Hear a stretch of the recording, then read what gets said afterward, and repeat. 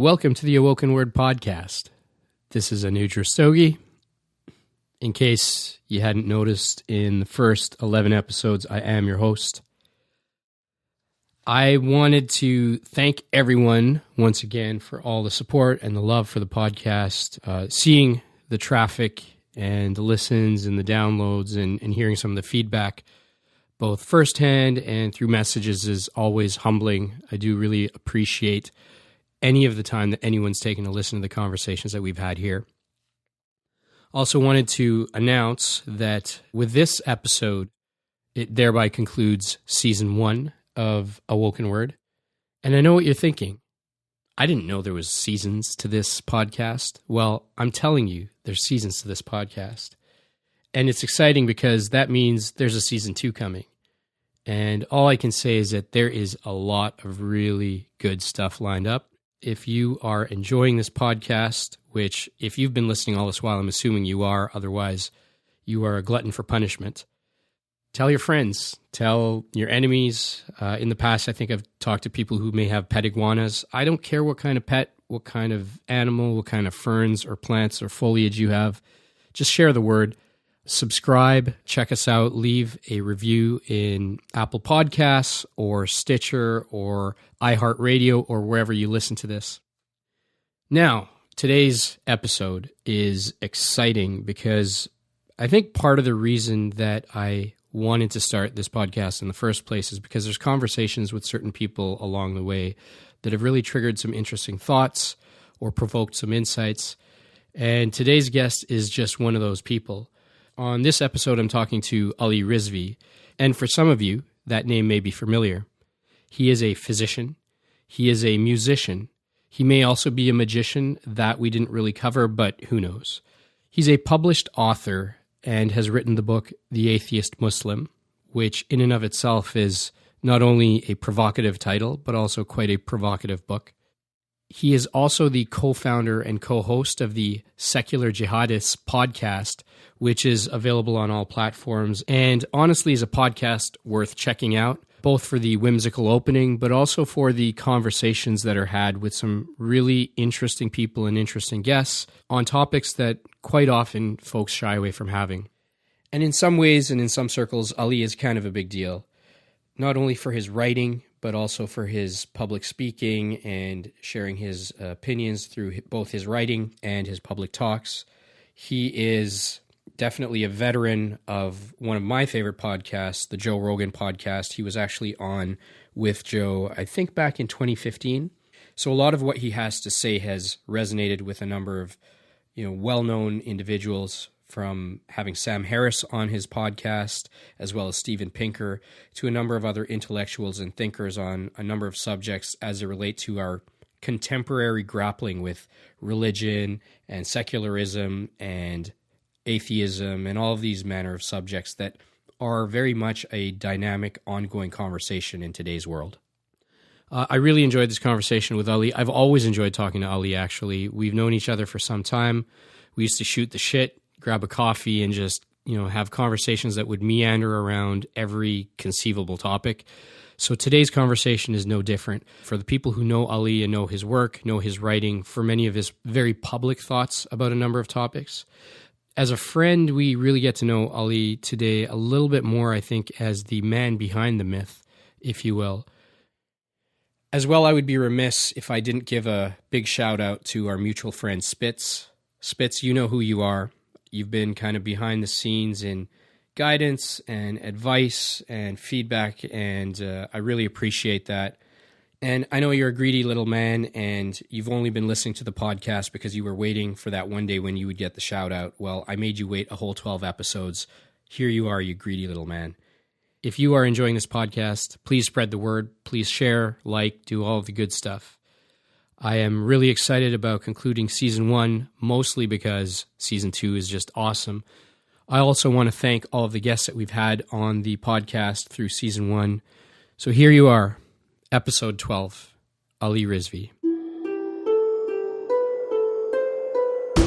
This podcast is my humble attempt to bring a grain of sand of goodness rising to the beach of human experience.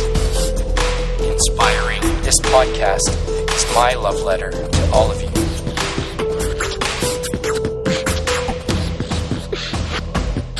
AwokenWord podcast. All right, here we are. I am here on the AwokenWord podcast with a friend of mine, Ali Rizvi. I haven't seen you in a long time, man. I know. It's really good to see you again. This has been fun. What has it been, like at least a year? I think about it. It has been. Yeah. Something like that. So where do we begin? Well, I mean, we kind of just launched into it, right? Like you showed up, we took a few pictures, and then, we just shot the shit. Yeah, we did. And I was thinking when we were talking earlier, I was like, well, should we save this stuff for the podcast? Because actually, it was like, I forgot how much fun it was talking to you. No, it's hilarious actually that happens because you're like, oh shit, we just said that thing that we should have just saved for the conversation. Yeah. But like, I have that tendency all the time. I think everyone who has a podcast, every time they have a good conversation, they're like, oh shit, that should have been a podcast, which I think is kind of sad. So yeah.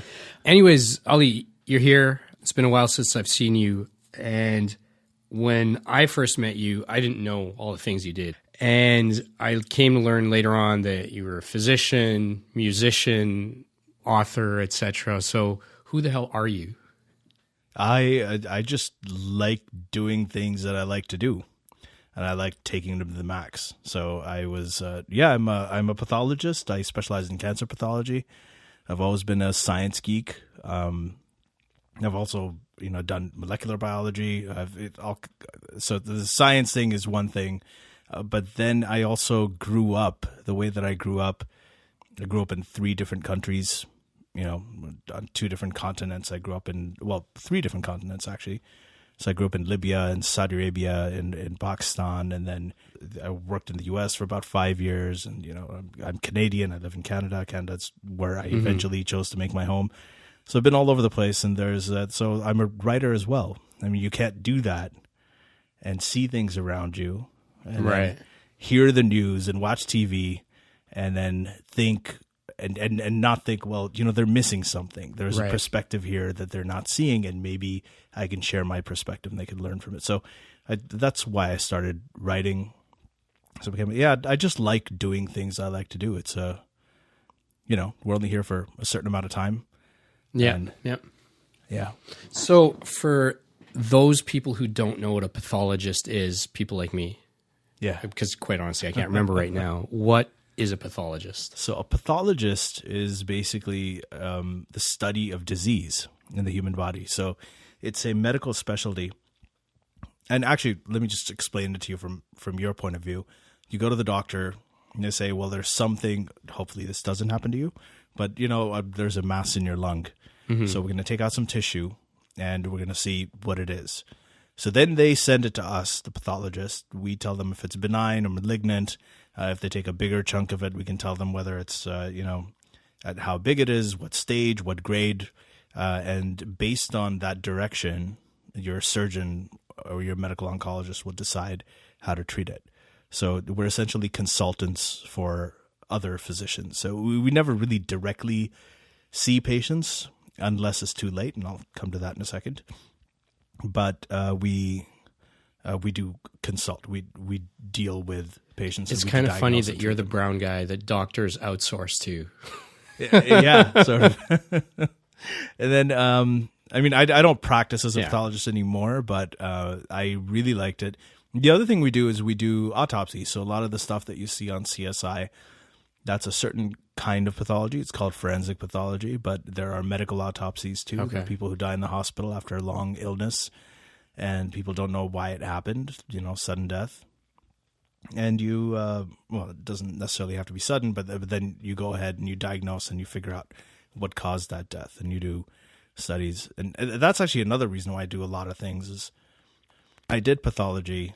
We had to do about 80, I can't remember the exact number, but around 80 autopsies in order to be eligible to take the boards. 80 autopsies just to do the boards. Yeah. So, this is over a period of about 4 years, 5 years. And I did my residency and fellowship in the U.S. And I started noticing, I spent a lot of time in the morgue. Initially, it used to scare me when I first started, but then I started getting more comfortable with it, and I realized that living people are a lot scarier than dead people. what are the dead people in the morgue going to do to me? Nothing. So I started finding it more peaceful. I started thinking about a lot of things. I noticed that every time, you see a body on a table that I'm about to cut into, I mean, this is a person I can't tell. I mean, they're naked with a toe tag, and they're dead, and they're cold, and I don't know if they were rich or poor. I don't know if they're homeless or billionaire. I don't know if they died surrounded by loved ones, if they died completely alone. All I knew was I looked at it, and I looked at them, and I thought, I'm going to go this way too. And I remember being in my mid-30s and thinking, why am I not doing everything that I want to do? Right? And that's also one of the answers to your question. Right. About, why not just do things? Eventually, what are we saving up for, really? It's funny because I was just about to ask you, what did you learn about life, if anything, from being around the dead? If you want to learn about life, think about death every single day. And I don't mean that in a morbid way, but it makes things easier. No matter how bad things get, this sounds like a pro-suicide thing. I'm not saying this in that context at all, but no Kids matter stay how in bad, school. yeah, no matter how bad things get, there's going to be a way out that is peaceful, that is just going to be, you can end it all at any time you want. All right. And it's a choice not to. And if it's a choice not to, you can always sort of try to figure out a way. I mean, there's always something. I mean, I think if you constantly remember that one day you are going to die and all of this is going to be over, it makes every second of your life that much more meaningful. It's strange, but every single person who's alive right now has this disease that's called life, and every one of us is dying. Yeah. Some perhaps sooner than others because of the particular situation they might be in or the particular disease, but we are all dying, and yet I don't know why we're just constantly running from that thing that you can't run from, at least not in our lifetime, maybe in our children's lifetime, but that should be a motivator for people. I found it to be a very powerful motivator. That was what turned, I think it took away my fear of death. And I wrote a book, as you know, called The Athiest Muslim. And one of the things that I get questions about a lot as an atheist living in the Muslim community, who was raised in the Muslim community, is, what about after you die? Aren't you scared of what's going to happen? And I actually was more fearful of it when I was religious, because you can't be perfect. There's so many rules. And I was just thinking, am I going to go to hell for this? Am I going to go to hell for this? Is this a sin? And then, when I let all that go and I grew out of it, it was just so much more liberating, because I thought 13.8 billion years I didn't exist. And all of these amazing things happened, right? All the planets formed, the stars formed. The Arabs discovered oil in the deserts, and I'm quoting Airplane here. Yeah. But just, JFK assassination, we landed on the moon. I didn't notice anything. Yeah. Because I wasn't around until 1975. And then I showed up, I didn't feel that first 13.8 billion years. So how bad could it be afterwards if I don't know I exist? And initially that is a jarring thought when you first try to grapple with it. But with time, it's very comforting.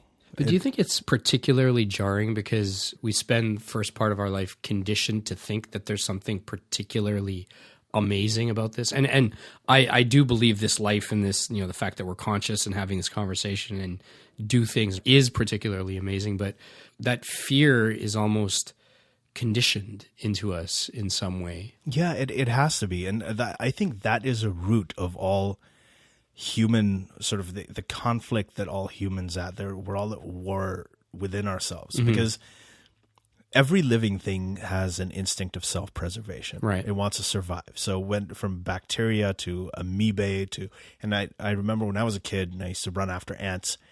Like, ants are just really basic creatures. They don't have the capacity to understand mortality, that they're going to die, but they still run away from you if you try to run after them, because they know that there's a fear that they're going to die.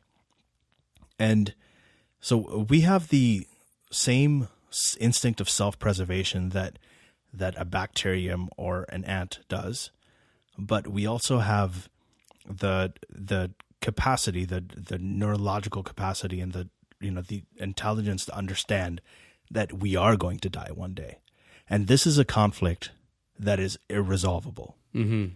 We know we're going to die. We don't want to die. We have the same instinct of self-preservation, but we just know it's going to happen. It's inevitable, and that is, I think that really is the root of all conflict. That's a struggle that we have, all of us. And what I can't remember the quote. I think it's a Woody Allen quote where he said that life is just a distraction.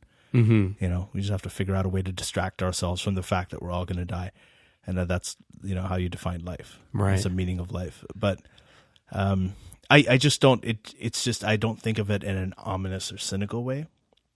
I just think of it in a very positive way. I mean, we're very fortunate. I think we're fortunate, but I also think, at least in some parts of the world or in some microcosms, so many of us are so removed from death, right? Mm-hmm. Like unless you've seen it in your family, or you happen to be in a neighborhood where it's fairly common, or you're living in a part of the world where either through disease or violence or instability or any number of reasons, it's around you. A lot of us, particularly in developed countries like this, we never see it, right? We never experience it. Our relationship with it is through movies and television, and then it's glamorized and whatnot. And I think in distancing ourselves from it so much, we also probably create more of a fear gap at the same time and misunderstanding around the thing. Like, I know at least in cities like Benares in India, like they do something like, I don't know, thousands of cremations a day. And there's people there's just, dead people being like brought in from all over the world all day, and they're being cremated on these ghats by the river. And it's an industry, but like if you're around death to that degree, I think you would probably get somewhat desensitized to it. Yeah. But, and that's the other extreme from where we are, where everything feels in a lot of ways very sanitary. I mean, you're an exception because of being a physician, been close to it. Yeah. No, I get it. And I think that there's a difference between being desensitized to death and then consciously being exposed to it so you can get certain insights from it. And I think that's what I did, because when I was younger, I was scared of death too. I was born into, I mean, my parents are both professors. They were well off. I was born into a privileged family. Mm-hmm. But when I was very young, I think I was 5 years old. That's the first time I saw somebody die, and it was my cousin. She was 3 years old, and I wrote about this in the book as well. And so she had leukemia, and this is in the early 80s, where they didn't have a cure for it. Now that kind of childhood leukemia, acute lymphoblastic leukemia, now has a cure rate of over 90%, well over 90%. It can be cured, not just treated, but cured. Wow. Okay. At that time, it didn't. So I saw her. In our culture, when she was dying, she was at home. She was in the room, and all of us came into the room.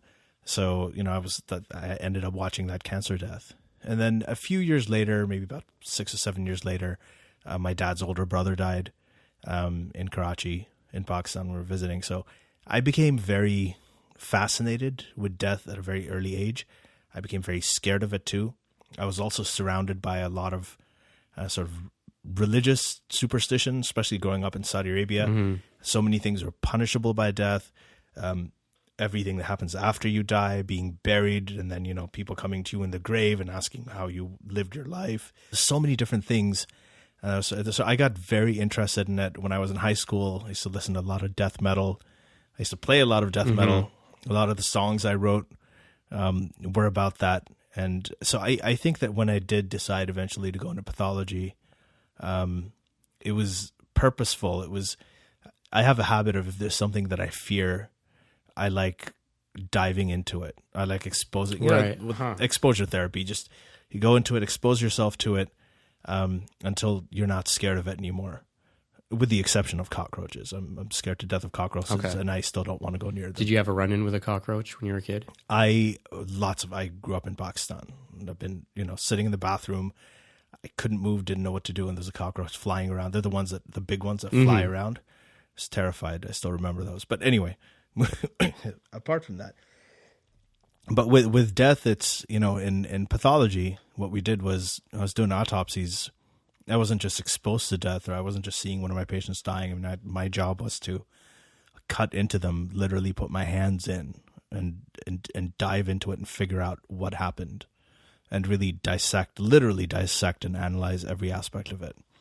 So it was that exposure, I think, and that is what made me eventually, the fear just went away, and that it's just not something I'm scared of. I'm scared of pain. I'm scared of dying a painful death. I mean, I don't like the idea of drowning or anything, but dying just does not scare me anymore. And once that fear goes away, the liberation that you feel is indescribable. What did you learn about the people that you're doing these autopsies on, about their lives? Just from a body with a toe tag, what are you able to discern about a person knowing nothing else? That's the thing. You can't. There are, I guess, everybody is equal. The ultimate equality is in death. Rich, poor, black, white, male, female, cis, trans, anything, young, old. I mean, everybody is equal when you're dead. And, you see things and you wonder about it. And there are many times I thought about it. There are many thoughts that went to my mind. There are times when I made certain assumptions that I was embarrassed of. There was this, I guess I can tell you the story. There was someone who died who had sort of a really late stage lymphoma, right? Which is a tumor of the blood cells, the cancer of the blood cells, a solid cancer of the blood cells. And when we did the autopsy, we found this sort of wax, like candle wax type stuff, in his rectum. Okay, and nowhere else, just in the rectum. And I remember I was with my supervisor, and we could not figure it out. Like, what was he doing with the candle? Like, this is stage 4 lymphoma. He was probably miserable. He couldn't do anything. And then I went and I read the file, and it turned out that, he had very severe constipation, and he had to use suppositories. And that's what it was. So I felt horrible about it, making that assumption. This is a weird answer to your question, sure, of course. Yeah. But that's what I'm saying. You just can't assume things. I mean, people are... The only thing I learned about people was that everybody's the same when you die. It's a great equalizer. It really is. I'd seen this, I think it was on Twitter just a little while ago. There's some ER or trauma surgeon put up this photo, and it wasn't a photo of the actual patient. You couldn't see any face in it or anything, but it was basically the photo of torso of this man, and had some white nationalist tattoo. And the tweet was that, there's a Indian senior nurse and a Muslim surgeon, and basically a whole melange of people who were part of the medical team who's taking care of this patient, in this time of surgery, and saying that our job is to look past all of this. We're helping this guy who may well believe that we shouldn't even be here. And I just thought it was interesting because, first of all, there was a bunch of backlash. People like, how dare you as a medical professional publish a photo? And he said, this is just a random photo from Google, but this is the tattoo that he had. But it was interesting because just in that one photo of that one tattoo, and you've got this team of medical professionals around, they're drawing conclusions about him, and then drawing conclusions about what this guy might think about the team that's taking care of him and whatnot. Yeah. And I just thought there was something really interesting about that, because just based on this image on the guy's body, you can probably draw some conclusions. How real they are, how relevant, how recent they are is hard to say, but it's interesting. That's, I mean, if you have tattoos that specifically say something, if you have a guy who's died and he's got white power forever tattooed on his chest, then yes, of course you can tell something about them and who they are. But it's also people. It is humbling, just in general, to see this guy who thought well, he had some sort of advantage because he was white, or for whatever, any kind of supremacist that you are. Sure, it's not just white supremacy, but the people, again, when they're dead, they're just dead. They're just as dead as everybody else is. And their bodies decompose like everybody else. I mean, they're not preserved in any special way. Whether you're white or black, you're still going to you're still going to be decomposed the same way. You're still going to be eaten by the same worms. You're still going to smell like shit if someone, if you've been left out too long. It's just, it's all the same eventually in the end. So you shit on religion a lot. And your podcast, The Secular Jihadists, first of all, I think is one of the most epic openings ever. I don't know, like the whole voiceover and the thing about the spaghetti monster and the music. When I first heard it, I didn't even know what the hell to think. And if I didn't actually know you, I'd be like, what the fuck is going on here? But it's pretty epic. Yeah. But yeah, I mean, like, you obviously, for those who know you and your work, you have a few things to say about religion. Yeah. Your journey as an individual, as an author, from the worlds of science, to me, at some point, did you outright just reject religion, or did you just never buy into it in the first place? No, I did buy into it in a big way. I went through phases when I was very religious. I went through phases when I was moderately religious. Then I also went through phases where I was trying to justify things. People I was in a Muslim family, so it was all about the Quran. The Quran was a source of everything, truth, morality. And there was a time when I looked at it and like, well, this is a word of God, so it has to be true. So this thing here about, how, you're allowed to beat your wife, this doesn't fit with me. So I have to find a way to justify it to myself and to make it palatable. So maybe I can look at alternative interpretations. Maybe I can figure out what the context was and make it seem somehow better. And eventually I realized that I wasn't getting my morality from the Quran. I was using this inherent sense of morality that I already had to interpret it. Mm-hmm. So why even have a middleman? Almost maintaining morality in spite of it. Exactly, right? So, I mean, if you look at the Old Testament, which is also supposed to be a holy book revealed by God. I mean, it says right there, and this is why I actually, with religion, I'm not just an atheist, I'm an anti-theist. I actually think it's a net harm to people, especially when you go through the scriptures and you see the kind of things that are in there. In Deuteronomy 22, it says that if there's a woman who's found not to be a virgin on her wedding night, she should be taken to her father's doorstep where the people of the town will stone her to death. So, you read stuff like that. And Leviticus 20:13 says that, if there are two men who sleep together, kill them. Mm-hmm. As a punishment for homosexuality. So it's amazing to me that when you hear Pat Robertson or someone say the same thing, everybody jumps on him. Look, he says this is what he said. But when it's in a book that 1 billion or like 2 billion people in the world revere, we have a completely different standard.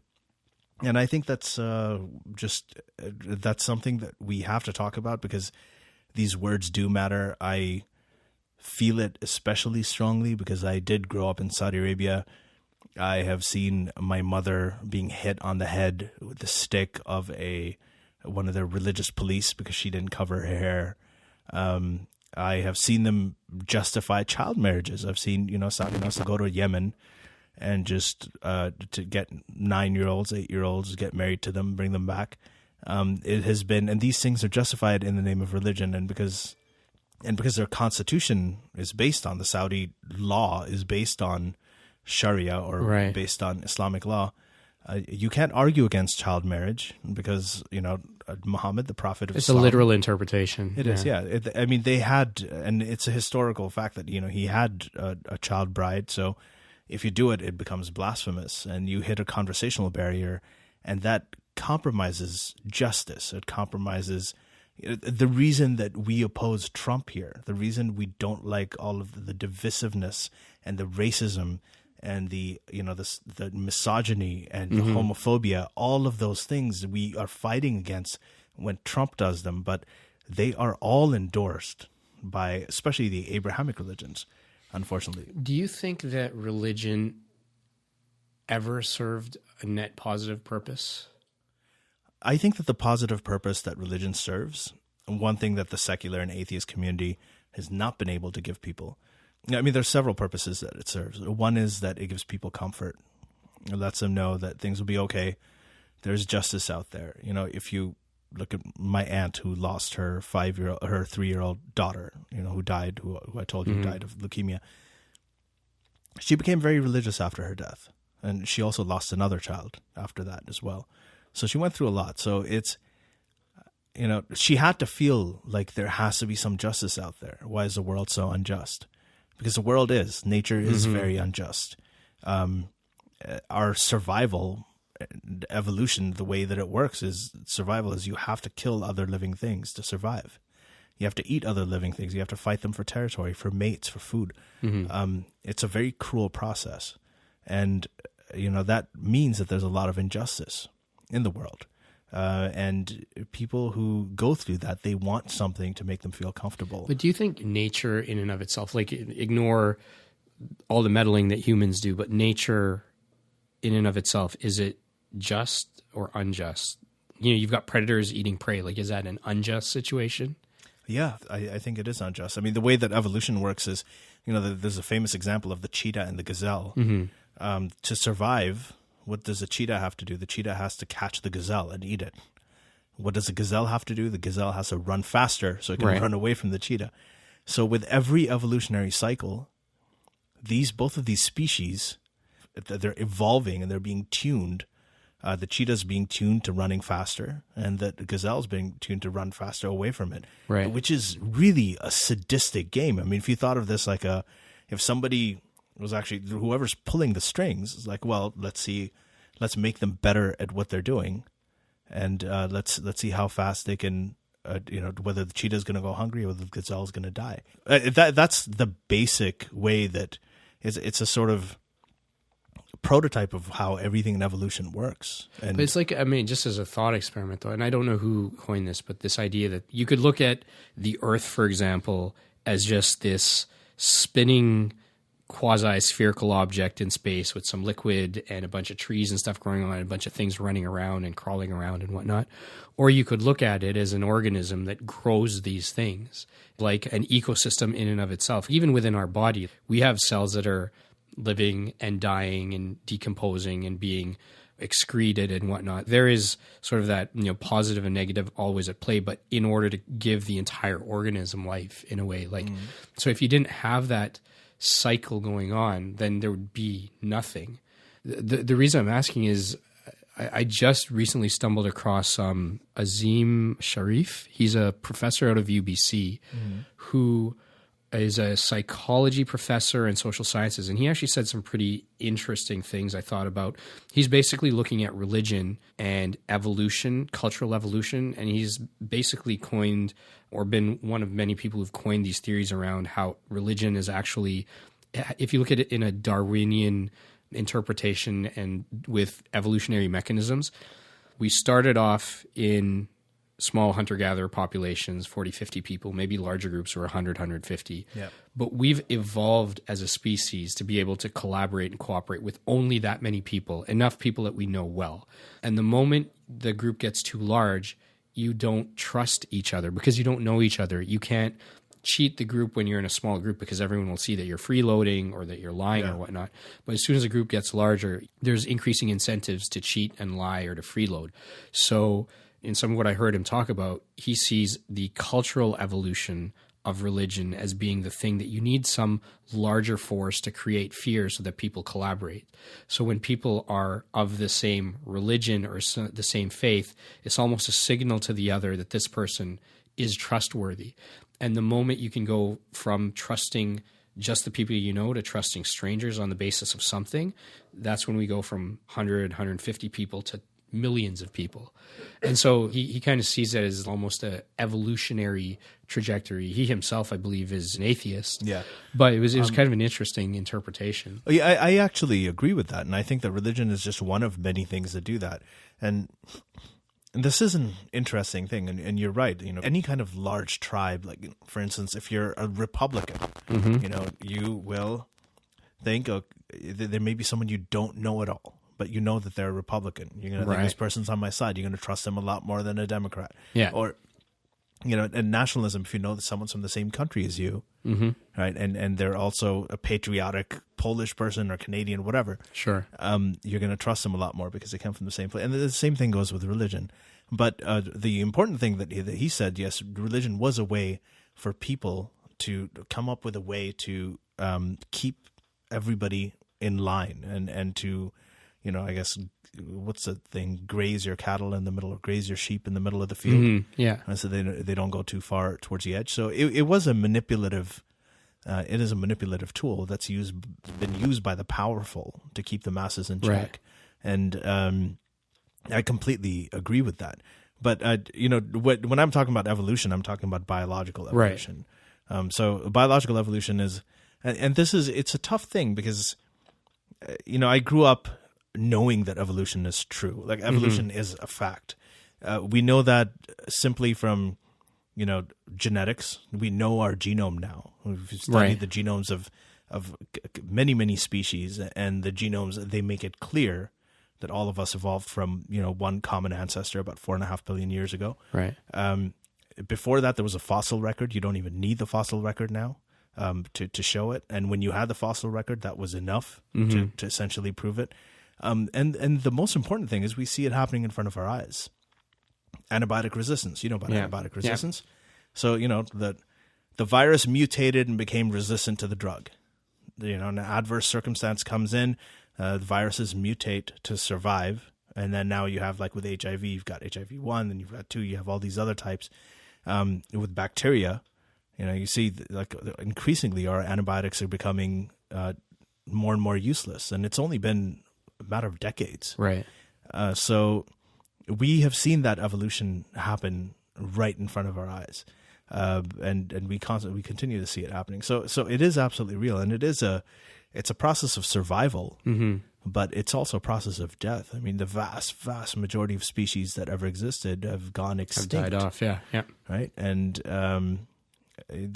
we have been able to counter it. I think humanity and civilization has been able to counter the injustices of evolution. So in a way, we are a little bit better than nature. Right. If I lived several millennia ago, right now, I wear glasses because without them, I'm virtually blind. Right.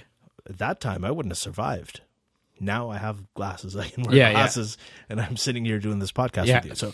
So there's even little things like that we take for granted. I find this particularly interesting. The idea that there is biological evolution, got it. But the fact that we as a species have actually had cultural evolutions that have had direct biological impact. So the fact that I think it was in Sapiens because we were talking about Sapiens earlier, but the fact that we cook food, and then when we cook food, we spend several less hours a day chewing it. The length of intestines shortens because you don't need that much of a intestinal length to be able to digest all of that food. And now that surplus energy can be redirected to this massive brain that we have, which is disproportionately larger than other mammals. Absolutely.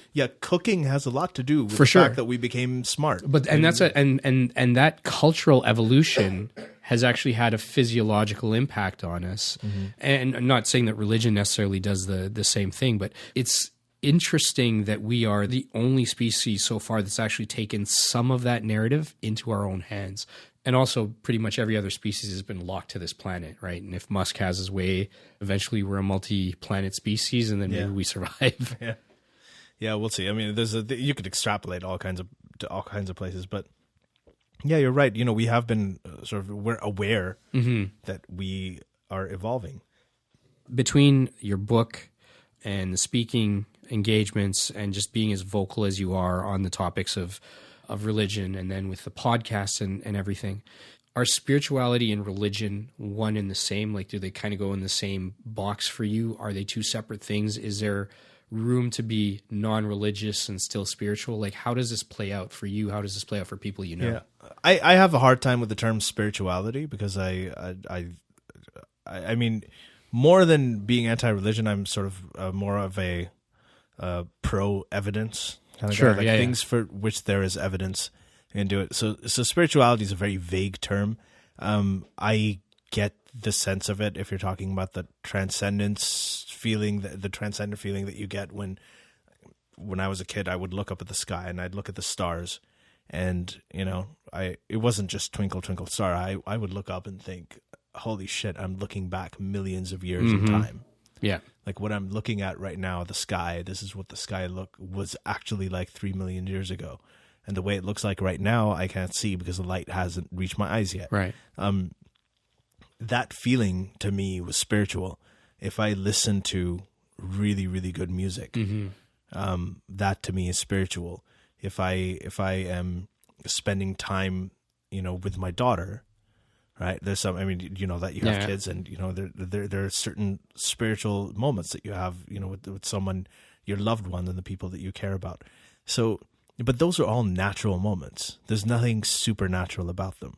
So, for me, the most quote unquote spiritual or transcendent moments I've ever felt have been from the world around me. To me, that is much more awe-inspiring than having to try and make something up and have it come from some sort of supernatural realm that I have no evidence for that exists. So for me, this is enough, and it's actually a lot more.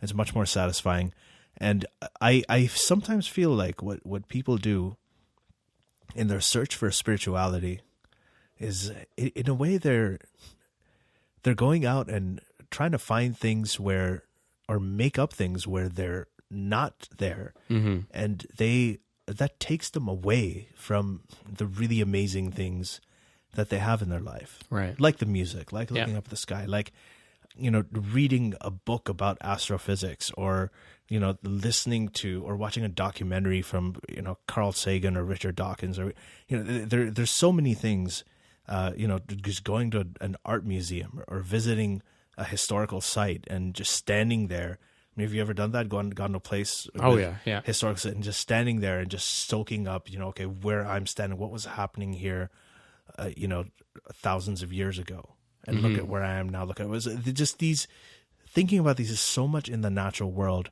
that can give you that transcendent sense, and that can fill you with awe, that I feel like if we look elsewhere for it, we are downplaying and sort of ignoring the stuff that's all around us. Yeah, you don't need to make up something when there is so much of that wonder all around. And to answer your question about whether it's different from religion, I think it's definitely different from religion. For me, when I found out, for instance, that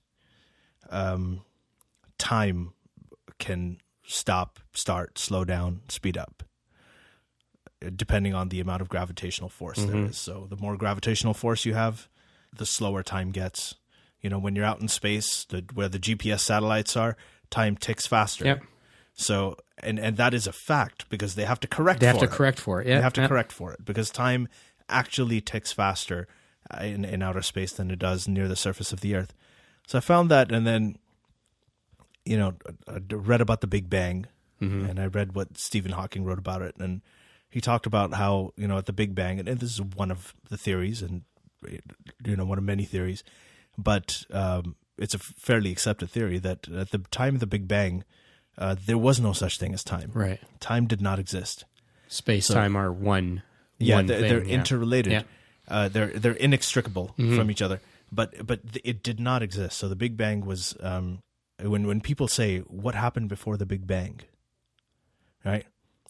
If you don't have time, if time doesn't exist, there's no such thing as before.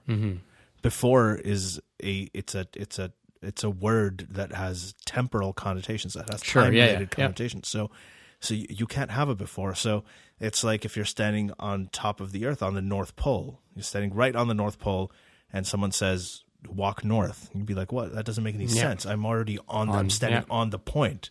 Every direction is south. Yeah. Exactly. So when I realized that, I was like, I can't even imagine that. There's no such thing as time. That there's no such thing as before. So if there's no before and after, there's no cause and effect, right? So you can't really have a cause causing something, because cause comes before effect. And it just put my mind into this, it's just going in circles, but I was fascinated and amazed. And to this day, when I think about it, I'm amazed. And now take that feeling, that amazement, that awe, and contrast that with God said, let there be light, and there was light.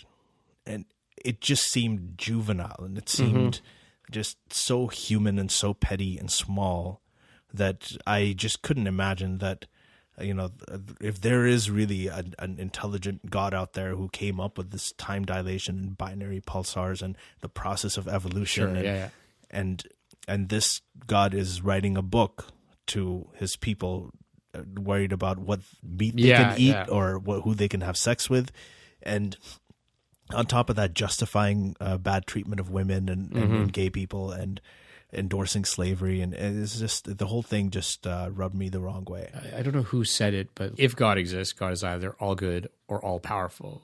He or she cannot be both. Right? They can't be. So you have, I think Epicurus wrote the first iteration of this that I know. He said, "Is God is God willing to stop evil?" He's talking about is God is either unwilling or unable to stop evil. If he's unwilling to, right, then he is not good. He's cruel. If he's unable to, then he's not God. And that's just a paraphrasing. He went on ahead and he talked about a bunch of other things as well. So, there's only a few ways that you can cut it.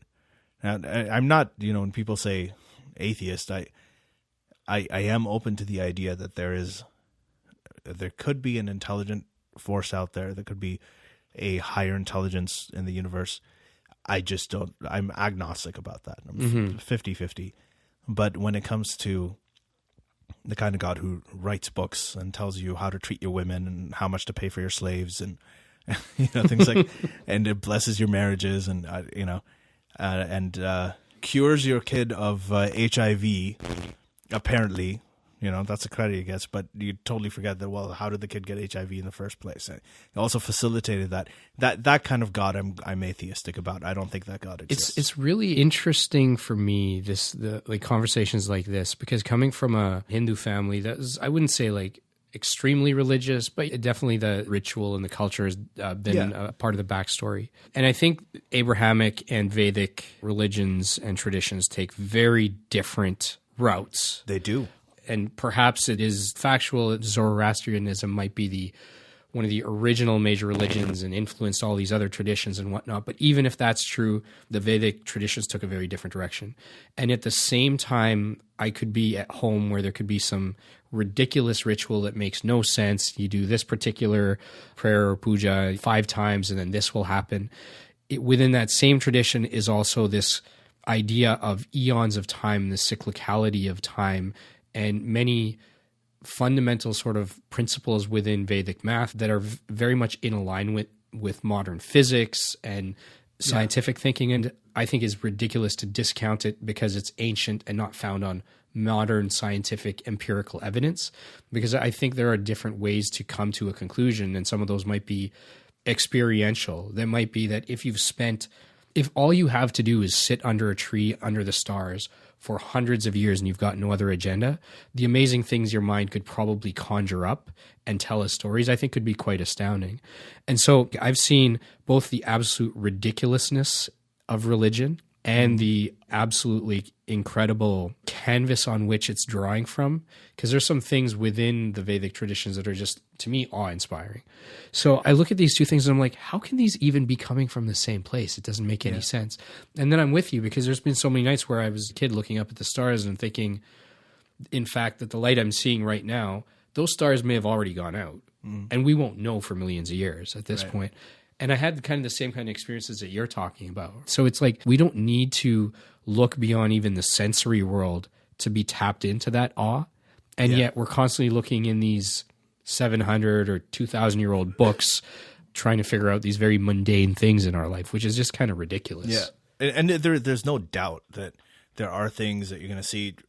Of course, there is wisdom in a lot of sort of ancient traditions. Like the study of religion for me, and I'm still very interested in it. I love looking at the history of it. I like reading the Quran. And, my co-host says this, and I agree for the podcast, Armin Navabi, he said that ever since I stopped believing, and he grew up in Iran as a fundamentalist Muslim, and then he gave it up, and, now he's an atheist. And he said that I enjoy reading the Quran a lot more now that I'm an atheist. And I completely agree with that. With the Bible, if you go to the Vatican, You know, we went there just a couple of years ago to see. There's 4 rooms that are just covered wall to wall with art from Raphael, and one of them was, I think, his assistant, but the rest of them, you know, the ceiling of the Sistine Chapel, all of the sculpture, everything you see is amazing. And religion, I think, is very powerful because of that. You know, you were talking about *Sapiens*, the Yuval Noah Harari book, and he talks about the importance of storytelling. And religion does storytelling very, very well. It packages up its messages in stories and in art, and those are the 2 things that emotionally connect with you most. And this happens. I mean, you know, Hinduism, everything from dance to the kind of, you know, the clothing, there's so many incredible artistic traditions. The music, like amazing music. It all comes. It's been part and parcel and integrated into the religious tradition. In Christianity, you've got the art and you've got the sculpture and you've got Da Vinci and you've got Michelangelo, and in Islam you have calligraphy, you have poetry, you have the way that the Quran is read, the tilawat they call it, and the way it's sung musically. The prayer call is stunning. Some of the musical forms that came out of it in South Asia, you've got the Qawwali form, right?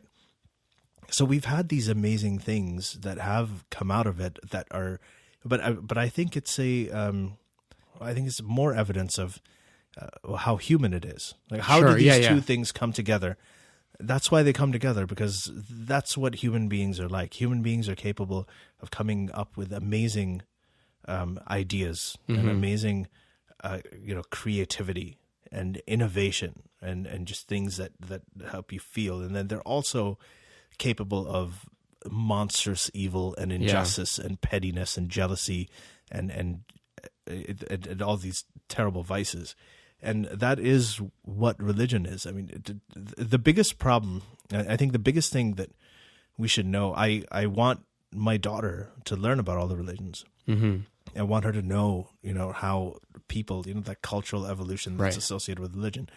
I want her to know, I think every kid should learn about it. But the important thing to know is how to process truth. Because even if believing something that is false, I tell people this about Islam. Terrorism is not the biggest problem with Islam. Now, the biggest problem with Islam is the same thing that is the biggest problem with all the other religions. And that is taking something on faith. You know, when you have faith in something, that means that there's no evidence for it. Like we're speaking into these microphones. I don't have faith that these microphones exist. I know they exist. I have knowledge that they do. But faith by definition means you're believing something without evidence or which means that you're believing rumors, you're believing hearsay. And that is a bad habit to get into. I would like my daughter to grow up and ask if she's given a claim, no matter who it's coming from. Sure, yeah. To say, well, you know, what is the evidence? How do we know? And if there's no answer for that, that's okay. Someday maybe we'll find out, maybe we won't. We can keep it in our mind. We can be skeptical about it. That's okay.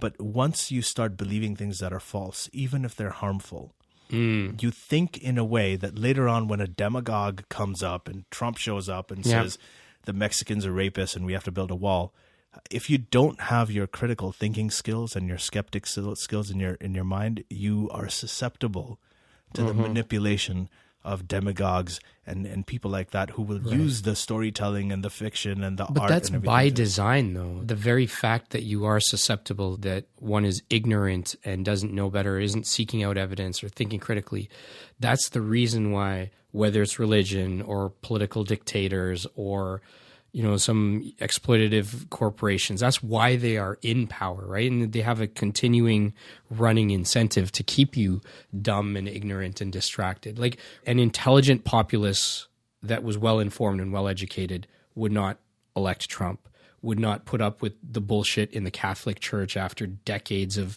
pedophilia and child rape and even rape of nuns within the Catholic Church, or the stuff that's happened within a number of Hindu temples. Just the list goes on. But if we are ignorant and unaware of this stuff and we're buying it on faith, then we'll turn a blind eye to this stuff when we see it. We do, yeah. Or we'll rationalize it, right? Because I think if there's one thing humans do really well is rationalize anything. You can find some bullshit reason for why that specific thing needed to happen, all the time. And we find a way to give ourselves comfort in that and pacify ourselves.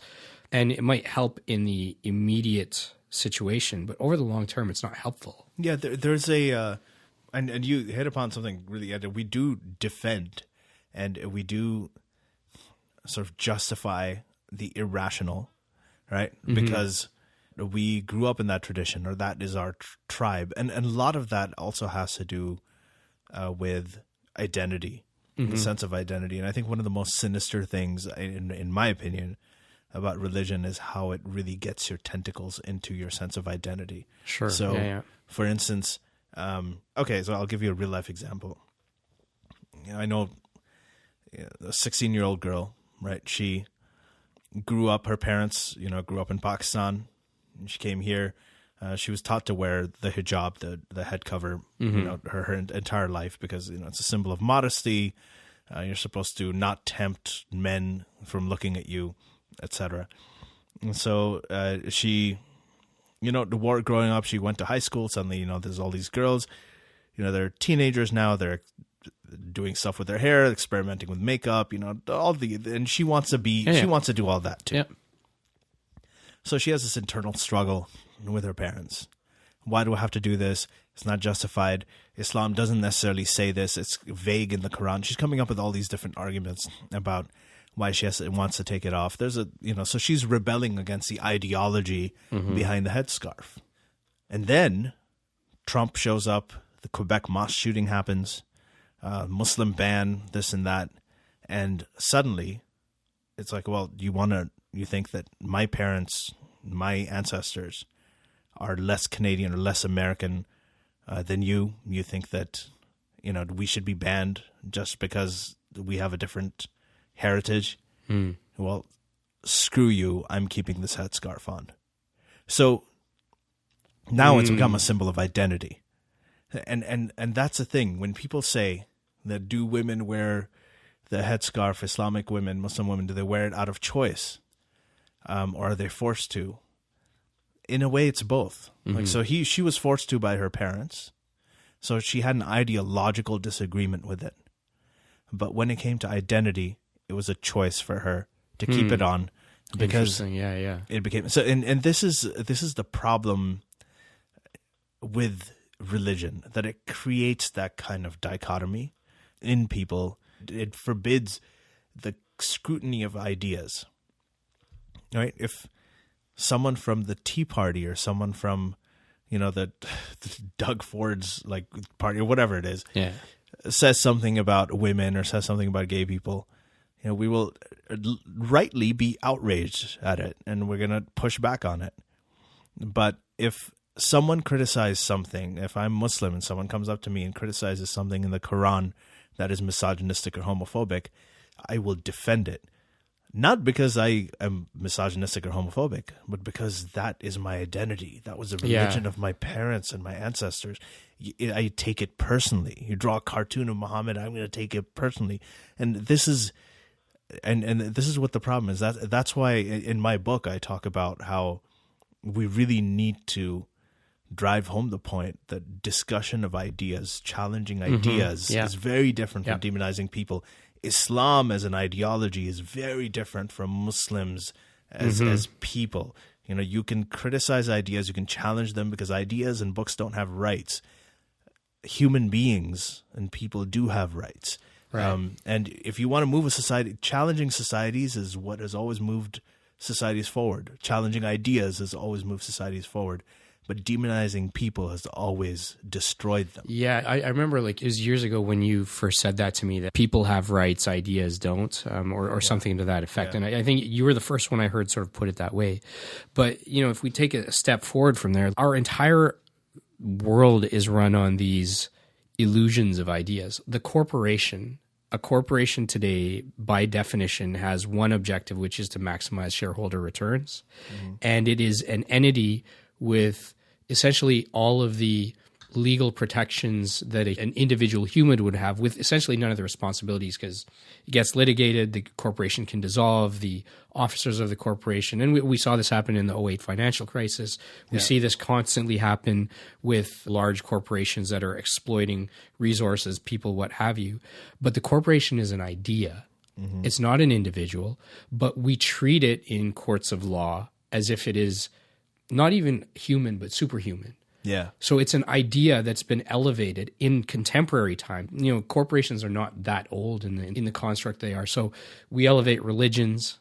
We associate our identities with it. We elevate perhaps certain historical figures. We elevate certain ideologies or political parties. We do the same thing with corporations. And at the end of the day, people as individuals get the short end of the stick. And I find it amazing how time and time again, we find some weird way to give so much credence to these ideas and forget about the people at the same time, not treat the people with the same sort of regard. I love that. I think I agree with all of it. I think that when you talk about corporations, and this is again, we're going back to the Yuval Noah Harari's thing, where he's talked about corporations or how they're also fictions, just like religion is fiction. And I completely agree with that. I think that the difference between something like corporations and religion is that people still revere religion, is still thought of as a good thing. If I told you, listen, there's this authority figure and you have to believe everything they say as just the absolute truth, you'd look at me like I was crazy. Mm-hmm. But that is exactly what we do with religion. We take these sort of historical figures who were essentially, politicians, statesmen, just leaders of people. Yep. All of them were different, but, they had one thing in common, is that they had a massive influence on huge masses of people. And we took them at their word. They said something was true, and we just thought, okay, it's true. We got to believe it. And it's stuck for thousands of years. And that really is the only difference. So the kind of religion is sort of like the only one of these sort of powerful entities. Nationalism you can skewer in public. The corporations you can talk against all day long and rail against all day long. But religion is one of those things, I think, that has such power over people, more than corporations, more than all these authoritarian, totalitarian ideologies, that even the people who are victimized by it and who are essentially pawns of religious ideology, even they defend it. They defend it. I think we've increasingly just become so accustomed to consuming so much content, media all the time, right? So to actually sit down and have a conversation that's got nuance, to be able to say, I'm neither left or right or Republican or Democrat, or I'm neither completely atheist nor completely indoctrinated. I think as humans, we have so many shades in between. We're so complex. And I find that maybe we've always done this historically, but we reduce things to binaries, which is actually, I think, very unhelpful. Because if you don't take the time to actually explore the nuance, like there's constant rhetoric about anti-capitalism and socialism is, some are saying socialism is a way. And then you have capitalists saying, well, every time socialism's ever been tried, there's 100 million bodies in the Soviet Union and other countries that prove it doesn't work. Well, okay, like I personally believe capitalism in and of itself, I don't think is the problem. I think capitalism is probably the best system we've ever had economically. The problem is not free market capitalism. The problem is that free market capitalism isn't actually in existence anywhere, because between crony capitalism, between money in government and political lobbying and whatnot, the rules of the game are constantly being twisted in a way that is against the will of an otherwise free market. But like to have that conversation with someone. Yeah, I'm sorry. I just have to, in case some of these coughs make it through I just have to say I can't tell if you're disagreeing with me or not. I'm recovering from a cold. I'm not contagious, but just have a bit of a the best thing about podcasts is when you listen to somebody cough, you can't catch whatever they have. Mm-hmm. That's right. I think when we reduce things to, I hate the left-wing, right-wing construct or anything that reduces to a binary. If you actually take an issue and let's talk about it with nuance, let's explore it from all the different directions that we can, and then figure out what makes the most sense, that would be a more productive conversation. I completely agree with you. It's about the issue. It's bizarre for me to think that if I'm pro-choice, then I have to have a certain view on the death penalty or the environment. Like all of these things, they go together. They're equivocated. Yeah. Or on the environment, on fossil fuels, or that people who are pro-choice will be anti-fossil fuels. People who are pro-life are going to be pro-fossil fuels. Like it doesn't make any sense. Yeah. Like they're not related, and the fact that people stay consistent on these things that's evidence of how tribalistic this kind of thinking is. The other thing is, I remember in the 80s we used to have these conversations in college. Like, well, capitalism's better. No, socialism's better. And it's just not like that anymore. I mean, you had this whole idea. People used to think that capitalism takes advantage of the little man.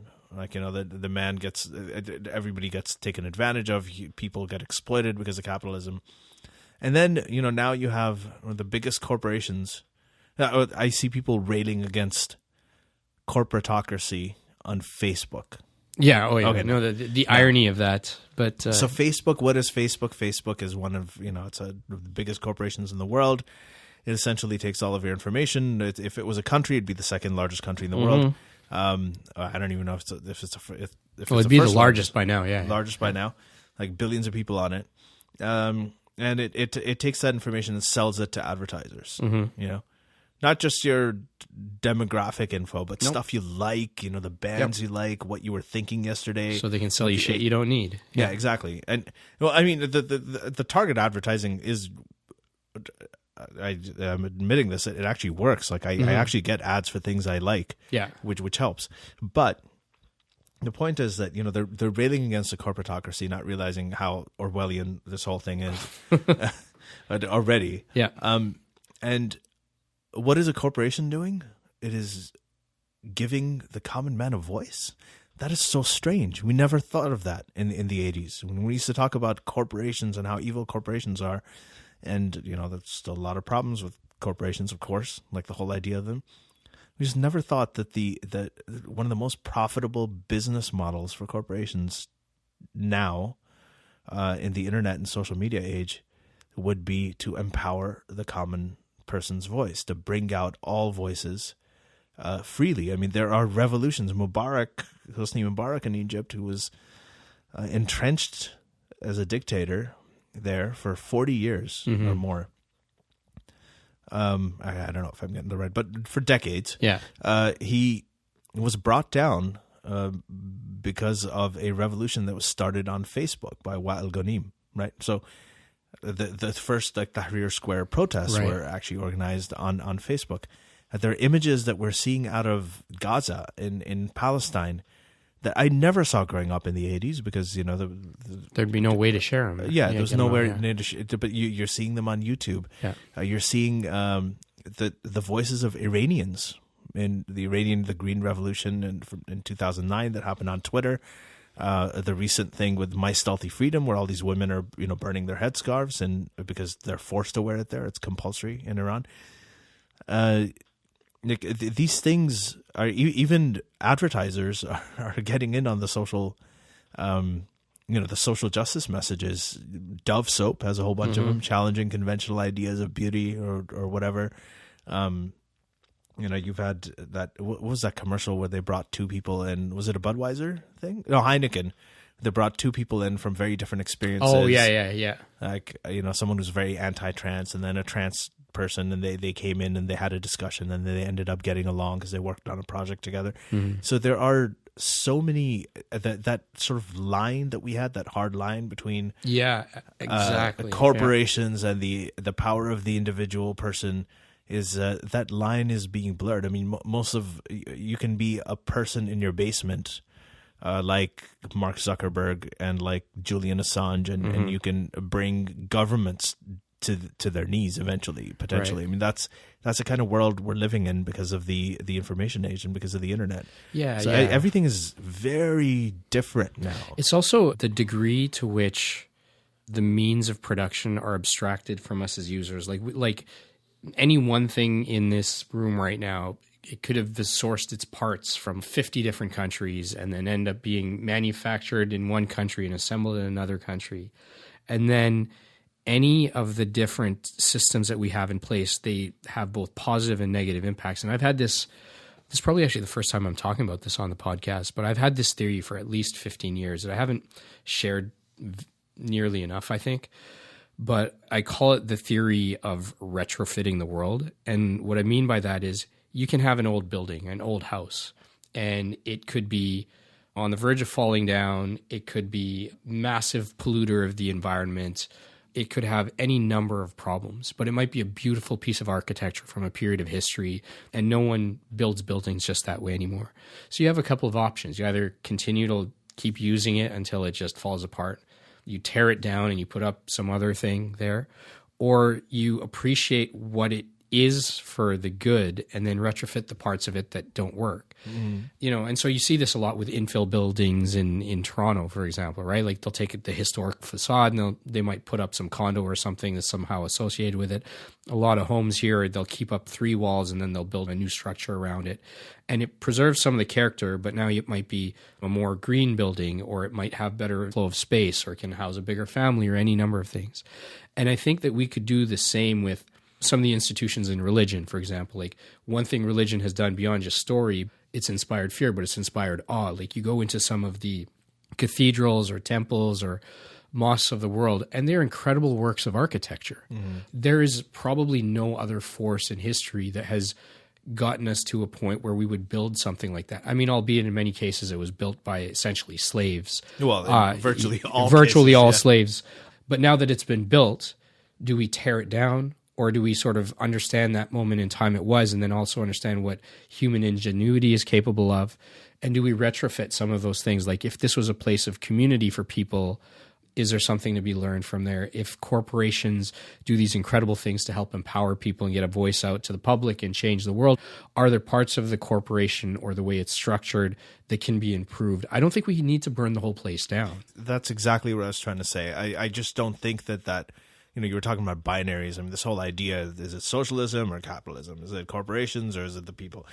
These are also false binaries. I mean, these are things that we're seeing them being merged in ways that we couldn't before. Another example I like to give, we used to talk about charities. Right. And, they're poor, starving kids in Africa, in sub-Saharan African countries, and we need to give them food and we have to give them money. Give them an iPhone, right? And one of the reasons is that, again, when I was growing up in the 90s, I was in a band, I was a musician, both. Yeah. And back then, I mean, we couldn't do what we're doing now. No. I mean, you had to save up. You had to really practice your song and make sure it was perfect. Rent expensive studio time. Go in, make sure you nail your take right then. This was on those actual analog tape. Yeah, on the 1-inch tape or whatever. Yeah. You had to make sure that and once you got the tape, you couldn't. The only way you could get somebody else to hear it is if you held your phone next to the speaker of the stereo, and then you played the tape to them. Right? There was no MP3s. You couldn't send anybody songs. You couldn't do anything. So you had to, if you were going to play shows, you had to play shows and you had to dub the tapes and reproduce them and then pass them out or sell them at your shows. I mean, the whole thing was expensive and laborious. And now, if you the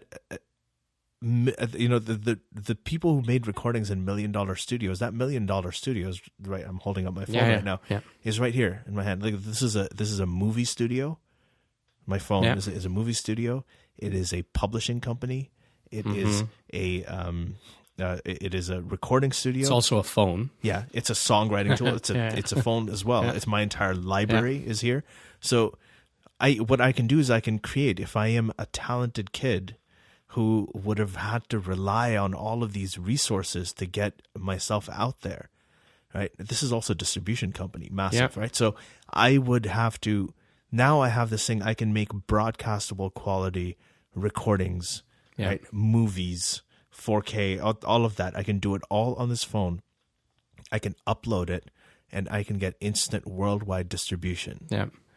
Easily. I mean, that is, so, we talk about the income inequality gap, right? There's, the rich are getting richer, the poor are getting poorer, which is not exactly true.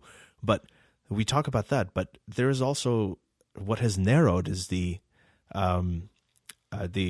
opportunity inequality, Like it isn't the people who would have been disadvantaged at the time I was growing up now, have the ability to do a lot of things that only millionaires could have done, back at that time. Right. And there are a lot of people who made it big that way. I mean, Justin Bieber was in Stratford, right? Just a few hours north of here.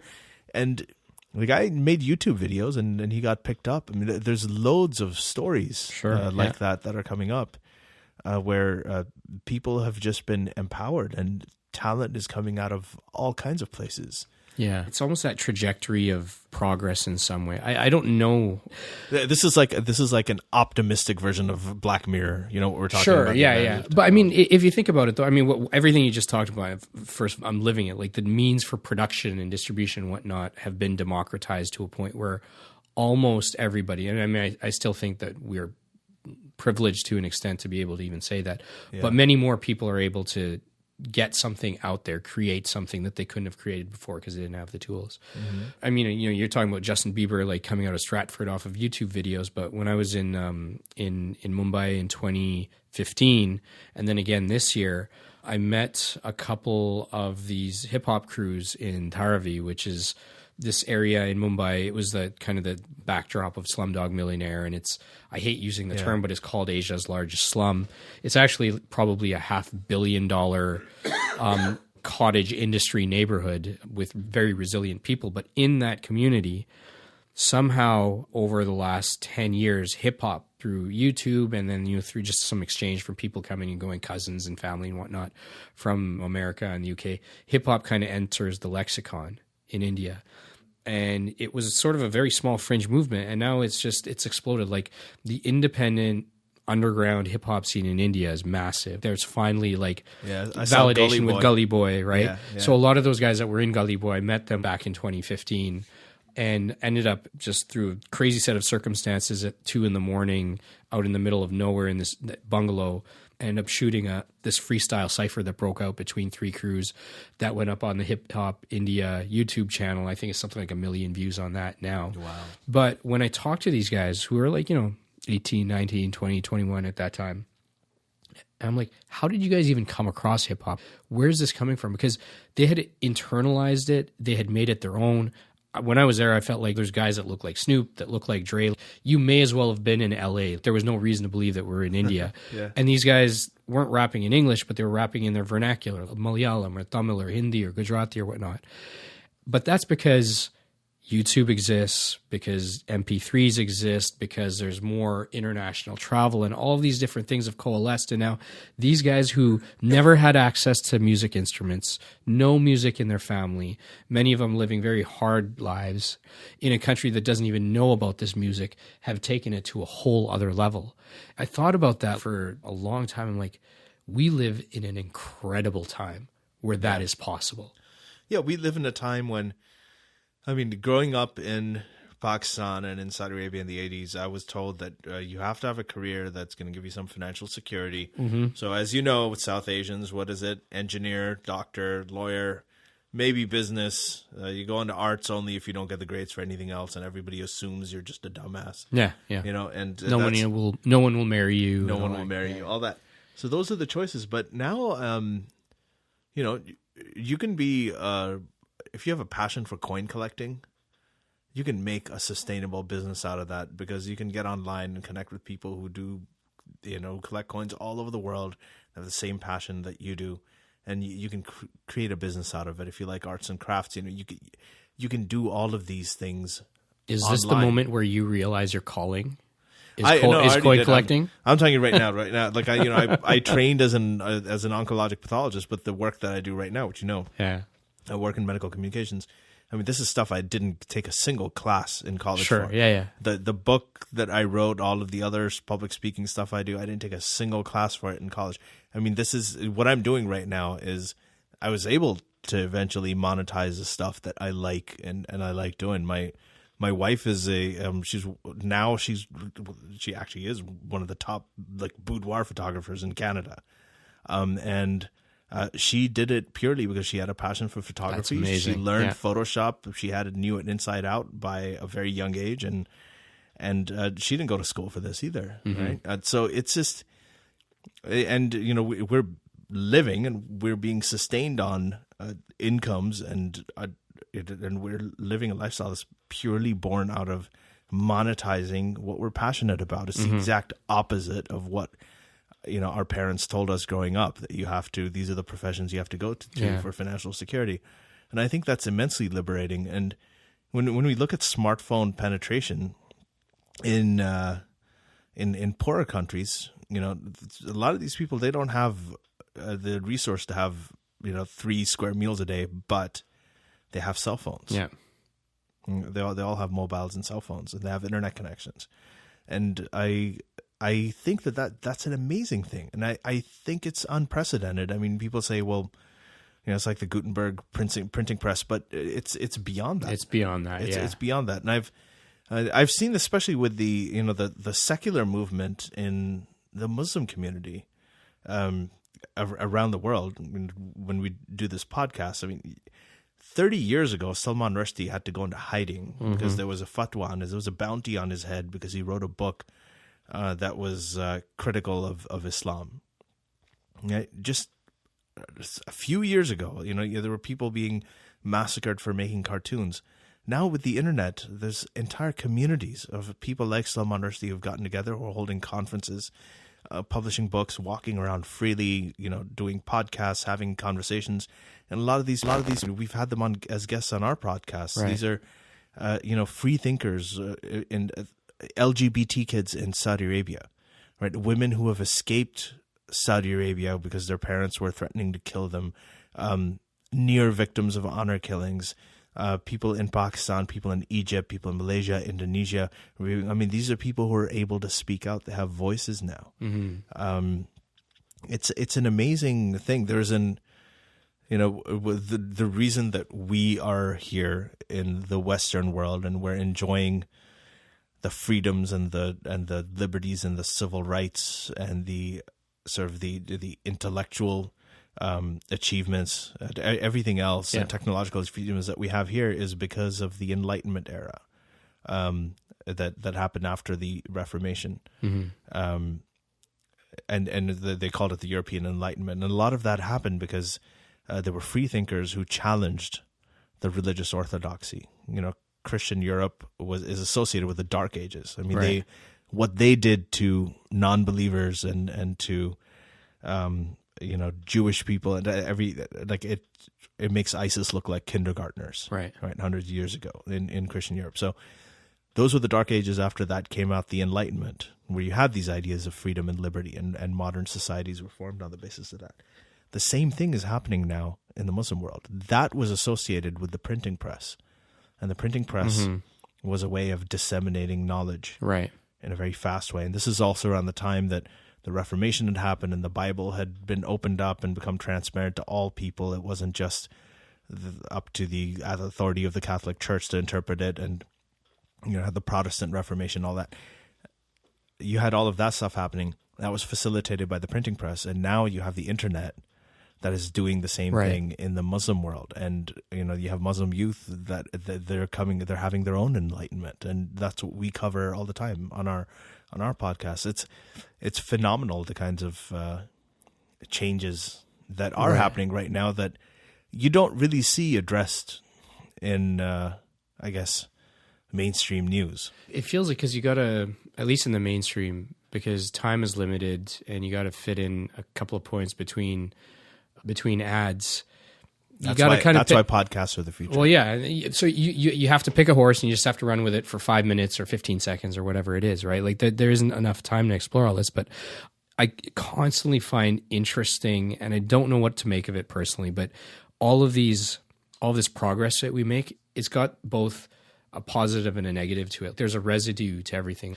The amount of cobalt or lithium used by our phones, right? And the footprint that leaves on the planet, or the fact that at the same time that we are seeing a proliferation of smartphones in a country like India, the ruling party managed to spin up 16,000 WhatsApp groups and used it to spread its propaganda at the same time to millions and millions of people in the second largest country in the world. So it's like any idea, any tool or technology, any piece of progress, whether it's the civil aviation really kind of came on the backs of military aviation. If you look at the internet, that also came out of the military. If you look at many of our scientific advances, our space programs, NASA, GPS. GPS, basically everything has had either destruction as its sole original use case, or at some point, something that didn't have destruction at its core has been co-opted by that. But it's almost like that tension, or rivalry, like that rivalry with the Soviet Union. Sure, yeah. But it's as if we need that tension. Like it's almost that cheetah and that gazelle that you were talking about, right? Like it's as if without that tension, things just stand. They don't move, right? Yeah. And so I don't know personally what to make of it. I think that we could be doing a better job making the world better and net positive and suck less for so many people. But maybe there's some level of this that's just inherent in the way that we operate. I don't know. Well, I mean, the overall the world is getting better. We've all watched Game of Thrones. I mean, I know it's a fantasy series, but it's really based on the way that a lot of people lived, a lot of the values that are shown in the show, the beheadings and the wars and the everything that they did. That was what a lot of our history was like. Mm-hmm. That's what our ancestors were all up to. You know, the world, it is better. I mean, we've had on our podcast, we had Steven Pinker. Right. Yeah. I heard that episode. Yeah. Yeah. We had Steven Pinker, and he has written a book about this. He's written a couple of books about it, and he wrote the Better Angels of Our Nature, and he wrote Enlightenment Now. And both of these actually talk about how we keep on saying that, this is not a good world to bring a child into nowadays and everything. And that's all, it's all bullshit. If you look at we are living in the best time that we possibly can right now. I mean, you and I, if we lived like 50, 60 years ago, things would be very different, especially if you're a minority, right, of any kind, especially if you're black, right, or if you're Jewish, or if you're a woman. I mean, these were not good times for people. Violence was rampant at the time. You know, lynchings were borderline legal. Okay, and that's just here in North America, in the United States. Around the world, things were just a lot worse. Mm-hmm. Things were horrendous. Now it's very different. We see things more, so we're more used to it. It's to bring an oncology analogy to it. It's like cervical cancer. Once the Pap smear was invented, right? Cervical cancer was being diagnosed much earlier. Mm-hmm. Right? So the rates of cervical cancer started skyrocketing because you were suddenly picking up a lot more cases. But the rates of death from cervical cancer were nosedived because you were catching it early. That's why you had so many more cases, and you were treating it early. So, you know, that's kind of another example, a real life example is police brutality against unarmed black men. This is something, the Rodney King incident. I mean, we both remember that in the early 90s.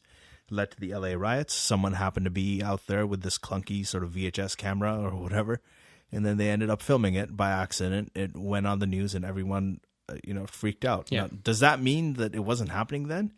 No, it was probably happening way more than it happens now. It's just that someone caught it on tape. And suddenly, all of the black people said, we've been telling you this stuff has been happening. Now you're seeing evidence of it. And then people may have said that's just one case. Now, the thing is, now it's most likely happening a lot less than it did before the Rodney King incident. Yeah. We're just seeing a lot more of it because everyone has a cell phone. Cops are very conscious about it. They know they can be filmed at any time. Right? There's a sort of public accountability. It's incredible, though, that even when they have every reason to believe that they could be filmed, they still behave that way, which begs a question. When there are no cameras, or when there were no cameras, what would they have been doing? That's the thing. It was a lot worse. I mean, there's no reason to believe that it was that it was better in any way.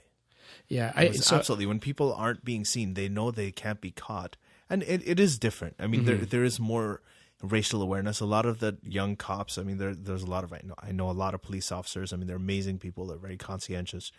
And these are people that are aware of, they're raised differently than people were before. I mean, they're more conscious of things. When I was growing up as a kid, when I was in school, homophobia was accepted. Yeah. We all use homophobic language. Yeah. We all called each other that all the time. When we were in 5th and 6th grade, because, we grew up in the 80s, I made a conscious choice to stop doing that at some point in my life. Mm-hmm. It was just one of those things. I grew up seeing it being equivalent to incest for a vast majority of people. That's how they thought of homosexuality. To, same-sex marriage being legal everywhere. Yeah. And gay friends and gay people in my extended family. And change happens very, very fast. So there are those people who are more aware, but I think that there's an illusion that it's happening a lot more because we just see it a lot more online. Yeah, I also think by the measures that Steven Pinker writes about, by those measures and objectively, you could definitely make a strong argument the world is better, more peaceful, more cooperative than it's ever been. Definitely much more so than the early part of the last century. But if you're that young black family in Phoenix who had 4 cops pull up and threaten to kill you in front of your 2-year-old or whatever, or if you're a woman from Louisiana, Lisa Fitzpatrick, who was on the last episode, she's actually adopted a number of foster children. One of them is a 19-year-old. She's white, but her son is a 19-year-old black man for something extremely trivial with no evidence. He got arrested, thrown in jail. He's being traded in the correctional system within New Orleans. She hasn't seen him in months. And she basically talked about her firsthand experience as a white woman with a black son, seeing firsthand the way the prison industrial complex works. Oh, yeah. So depending on who you are reading that study or that compilation of statistics on the world being better, how likely you are to actually feel that that's believable or not, it's going to depend on your immediate life experience or the people around you. Yeah, absolutely. I mean, and it's very different for individuals. I mean, the difference is, I mean, of course, this is not to say that there isn't injustice anywhere in the world right now. I mean, we've got, at one point, you had the World War happening and you had like millions of people being thrown in gas chambers and being experimented on, human experiments. You had that. Today, you don't have that kind of thing happening on a mass scale, but you do have the humanitarian crisis in Yemen. Yep. You have a horrific situation happening in Yemen with that war that is backed by the U.S. I mean, with Obama and Trump, and all helped support it. Supported the Saudis. You've had this thing happening in Syria. You have hot spots and you have troubled spots in the world. Some of them get ignored, like in the Congo and Sudan and everything. Yeah. Still, so there are problems in the world. There is a lot of injustice, but you do get people who go through that now. There is a furor over it. There is a awareness about it.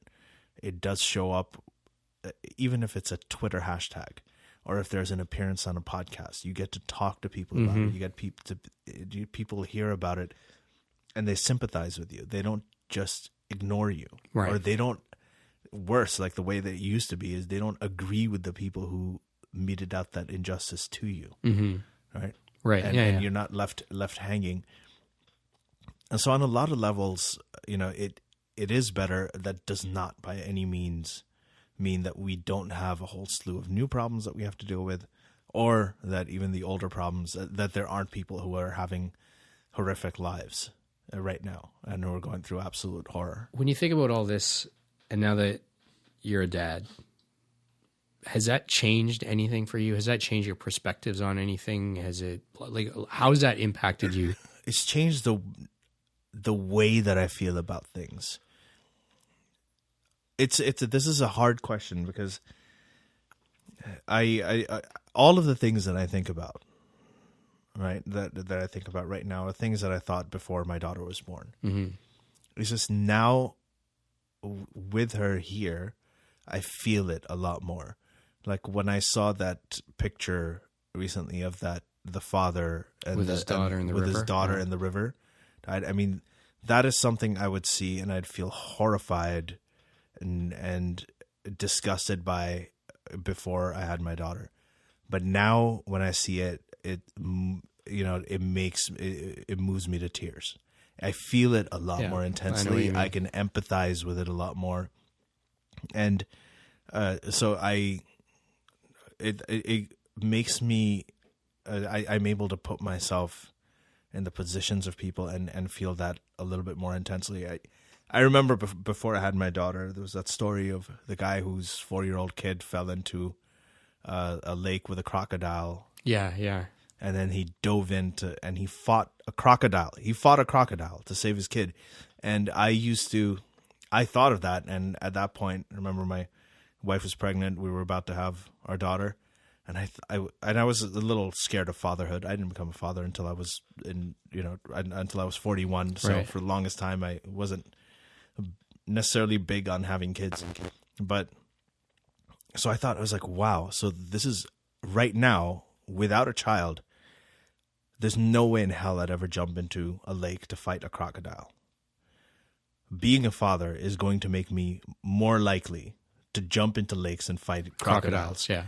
Like that terrifies me. That sucks.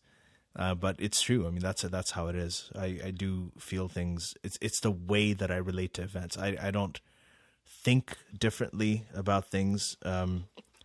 I just think I just feel it's the way that I think, the way that I connect to them and the way that I feel it. I know you have a brother. Do you have any sisters? Yeah. I have one sister and I have 2 brothers. This might be a silly question, but do you think how is having a daughter in your mind, has that changed anything more in terms of certain issues that you think about versus if you had a son? Like, would you be more acutely aware of something now because you have a daughter than if you had a son? Well, I mean, the thing that I think about most now is everything with the Me Too movement. Mm-hmm. And I'm happy to see it happen because I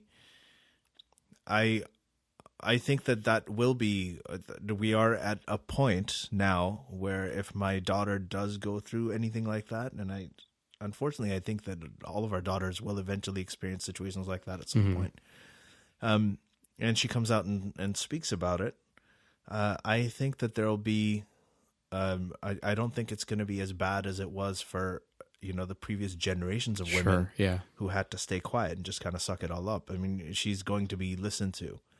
And there will be people who will take her accusations seriously.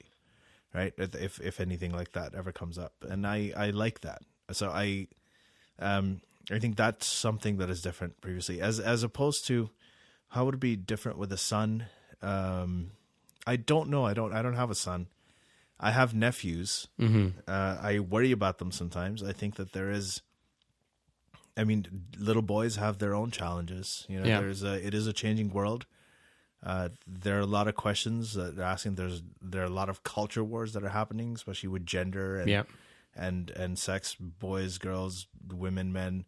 There are a lot of conflicts. It's easy to get caught up in that. It's nowadays, especially, it's really easy to make a mistake and be destroyed for the rest of your life. Mm-hmm. I'm not talking about defending rapists or people like they absolutely deserve whatever's coming to them, but there are, many things like boys are not doing as well in school. No. They're not placing as well professionally. They're not. There are a lot of problems that are happening with boys as well. So there's a different set of challenges. I think there was some version of that has happened throughout history. It's been difficult, but yeah, it is a different. I don't know how I would have answered that question before, but now having both a son and daughter, there are little things that perhaps wouldn't have noticed just having either just a son or a daughter, but I think it was junior kindergarten. It was right around the time when I was writing that spoken word piece, Baby Girl. And my daughter was like, "Why, Daddy, why are we making this video? Why are you writing this thing?" Thank you. It was a great piece and it was a great video. I remember that. Thank you. Daddy, why do we keep doing this? Why'd you write this? And I said, because someday somebody's going to tell you that you can't do something because you're a girl. Yeah. Literally 2 weeks later, I pick her up from school And she's just fresh out of school. She's going to dump everything that happened in her day. And then I did this and then that. And I was playing with, my friend. And then we went and we started to play with Transformers. And then these two boys said that you can't play with that. Girls don't play with Transformers. And she just kind of kept going. And I'm like, whoa, back up. What did these boys say to you? They said, girls can't play with Transformers. And it was Transformers or superheroes, something like that. I think it was actually superheroes, sorry. Like, girls can't play with superheroes. Girls can't be superheroes. Okay, so what did you tell these boys? And she's like, well, we just told them that girls can do anything. And I'm like, look, see, I told you someday somebody's going to tell you there's something you can't do because you're a girl. I didn't know that was going to come in 2 weeks.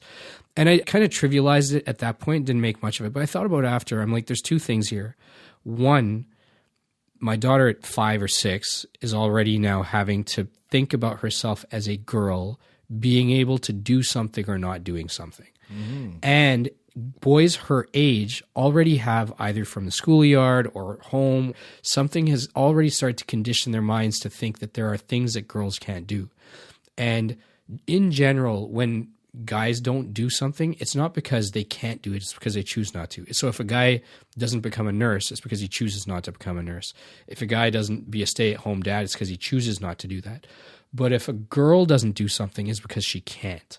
And in some cases, it's very much because she's forbidden from doing it, whether it's playing in the NBA or holding a certain post in a religious institution or whatnot, or because the societal norms force her not to do it. And there's been a bunch of other situations that have happened like that, very little things, like typical kid stuff. But I thought these dynamics are already playing out.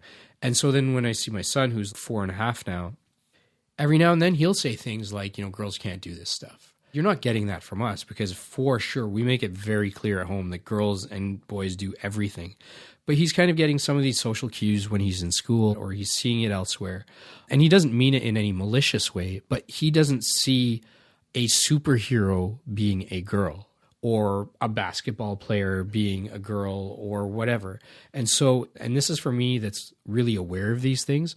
I can imagine for a lot of parents who are either not aware of this stuff or perhaps not tuned in or perhaps don't have the luxury of time that I have right now, they might not notice this stuff, but these things are still playing out now. And so I kind of realized I need to be that much more in my, my wife and I were very conscientious about this stuff. The moment he says, Didi, you can't do that because girls don't do that, we find some productive way to get in front of that. But we also constantly wrestling with, I have to give this message to my daughter that she can do anything she wants. She can be whatever she wants. And at the same time, reinforce the same message for my son, but prepare my daughter for a world that will probably at least create some friction for her that's different than, the friction my son will face. Yeah. And they both hear each other's messages at the same time. So it's like, how do you, especially at their age, like how do you sort of disassociate those messages and contextualize them? Yeah. It's fun, it's complicated, it's tricky. I'm very fortunate, I think, between my wife and I and her being just really amazing about all of this stuff too. So when we talk about these things and we talk through them, we're a team about this. But there's a lot of kids that just, they don't have that, right? And so you kind of, you model a behavior around you. You see a drunk uncle, you see a deadbeat brother or whatever it is. No one tells you what's right or wrong or even challenges. Most kids don't have that. And I was actually going to ask you that because, you have both a daughter and a son. So I was going to ask you what the difference is. You kind of answered it pretty well.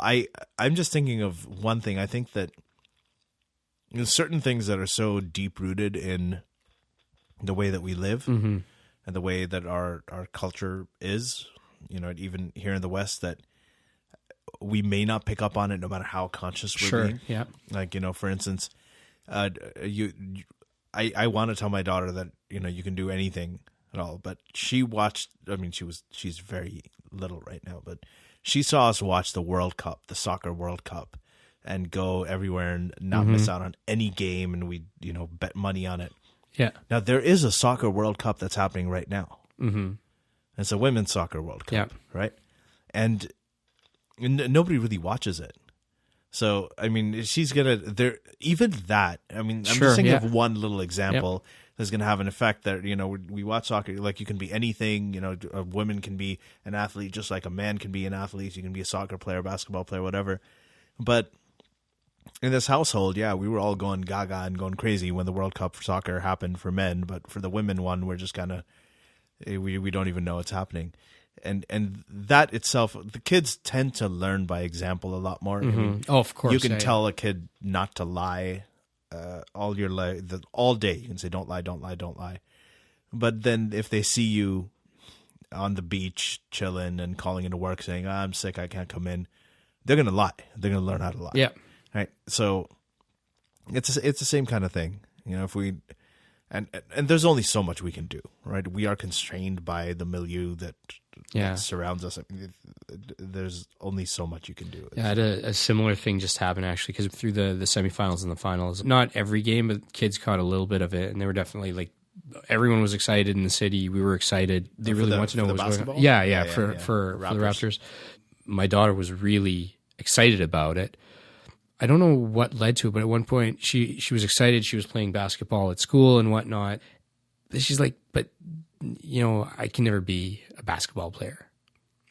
I mean, I didn't go into the whole conversation about, well, there is a WNBA. And if I go into that conversation, then I don't know completely how to explain it. And I felt bad. I didn't know.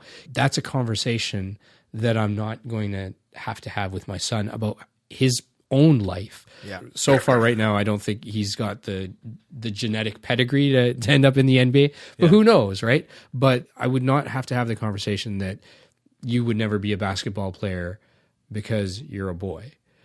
And so that's the thing. And it's like, how do you tackle something? And then how far do you go? Like, okay, well, no, there is this thing called the WNBA. It's like, oh, really? Well, where is it? But they just had their playoffs at this time or, a little while ago. Well, we didn't see that. We're watching this one with all the guys. Yeah, crazy, and we're loving it, including all the women. They're loving it too. Yeah, so why weren't we loving it as much when the women played? Yeah, are they less exciting, the games? Are the rules different? No, they're all really good. It's all the same. It's fun to watch. Yeah, but then why didn't we watch it?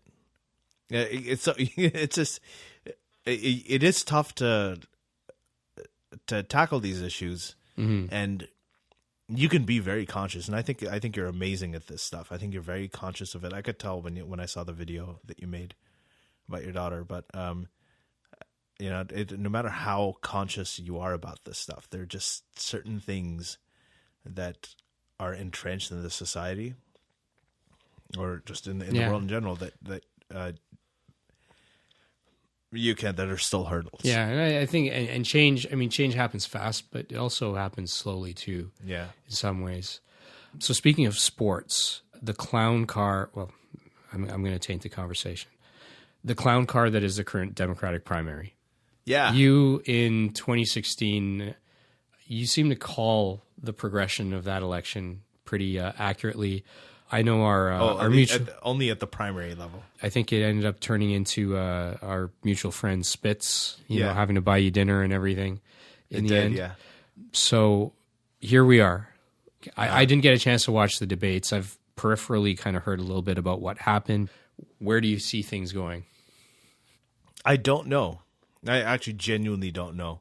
I like making predictions, and this is weird paranoia right now because Trump was like a 9/11 level event for so many Democrats and liberals. That just don't make any predictions. Don't make any. What if we're wrong again? What if we're wrong again? So they just all want to go with the assumption that Trump's going to get reelected, unless proven otherwise. Just because the trauma of being wrong was just way too much for them, and the trauma of what happened in the election was way too much for them. So. But we should make predictions. It's fun, we're privileged living up here in Canada and watching that as like the clown car, as you said. Yeah. But I think we can make. I think most recently, when Kamala Harris announced that she was running, I was very happy about that. I'd seen her in some of the committee hearings, like the one with Brett Kavanaugh. Oh yeah, she was she's intense. I was looking at her and I was like, she's brilliant. Yeah. Very articulate, and she doesn't pull any punches. So I could imagine her going up against Trump in a debate. And then she came out on the campaign trail, and it seems now in retrospect that it was a phase where I felt like she was pandering. I mean, she talked about how she listened to Snoop Dogg in college when Snoop Dogg's debut hadn't even come out when she was in college. And it was just, I felt like this is inauthentic, and it felt a lot like Hillary again, where, Hillary Clinton just came across as inauthentic. When she tried to connect with people, it felt forced. So I was getting that kind of vibe from her. And then in this debate, the second debate of I've got so many candidates, they had it over 2 nights. I saw her, and I think that, and I saw some follow-up interviews that she did. I think the best one that she did was with Morning Joe, the TV show on MSNBC. And I am liking her again. I really like her. I went through the beginning. I thought I actually liked the idea of Biden coming back, because I've always liked Joe Biden. I know he's really old, like Bernie, but he has had... I always liked his personal story. I think that it was a very good contrast with Trump.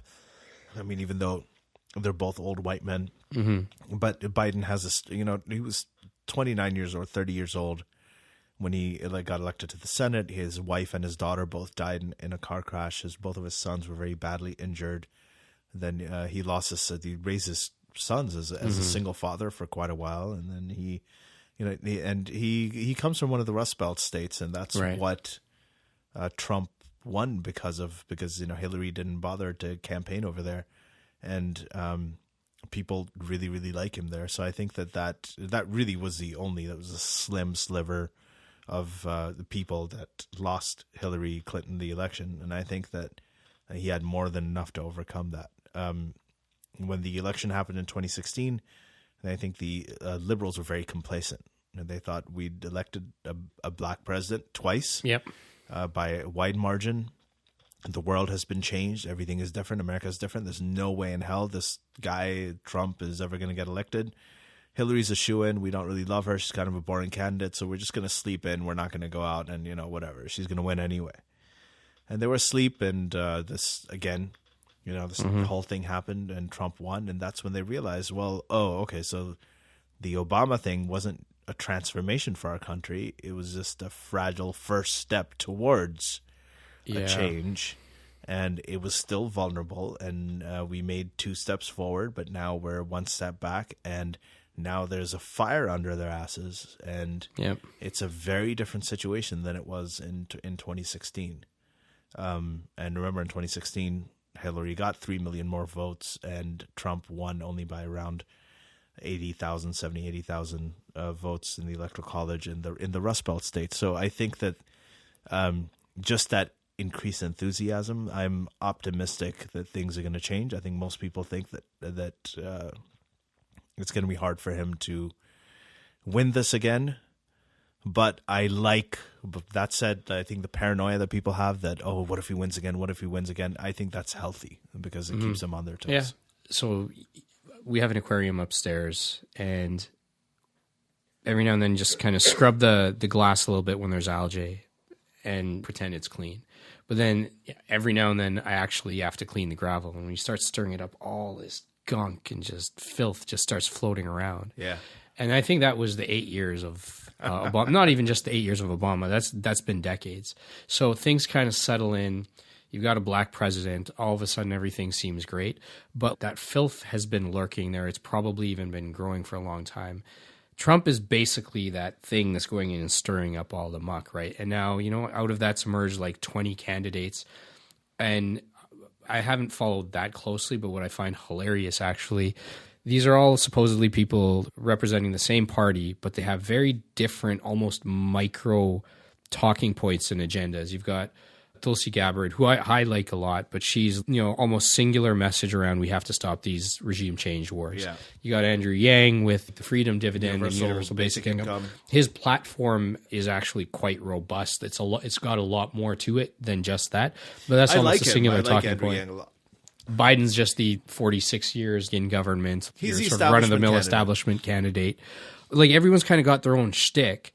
But this is not just sort of my personal knock on the Democrats or, any particular party, but it's just that it seems politics has gone in the direction of let's do whatever it takes to win, not let's do whatever it takes to lead. So which agenda, which version of this party's trying to figure out who's got the best chances to win in the general election? And if it turns out to be a candidate who says everyone should get free pancakes on Saturdays and that becomes the most popular person, that is a candidate that will end up moving forward. And I feel like this idea that we need to think about how we best lead any country or group of people has almost fallen to the back. How do we just win and keep power, get back into power? And I think something is lost along the way in that. And that's what the Republicans did, and they got Trump in there. Yeah, I think that there's and recently it has gone that way.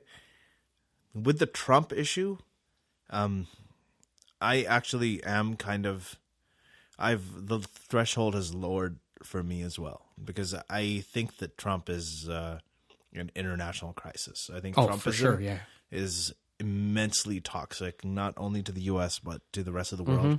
And so my threshold for, I am okay with anyone who comes up who's just not him. I would be, if it were Mitt Romney versus Trump right now, I'd be going for Mitt Romney. It's that kind of situation.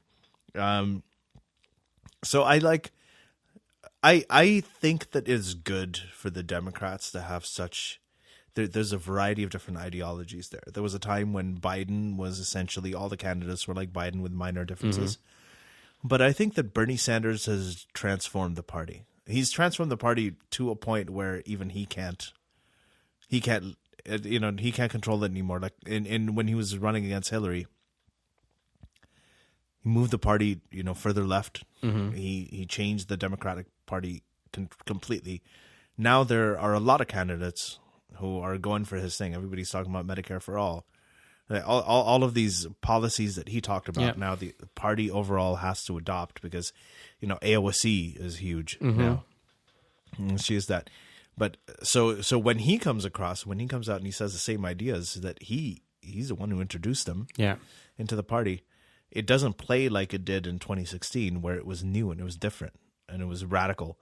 Now it just plays as, okay, everybody's saying this, and you're the old guy, so pass on the torch. So Elizabeth Warren is kind of the one who's taking that charge now.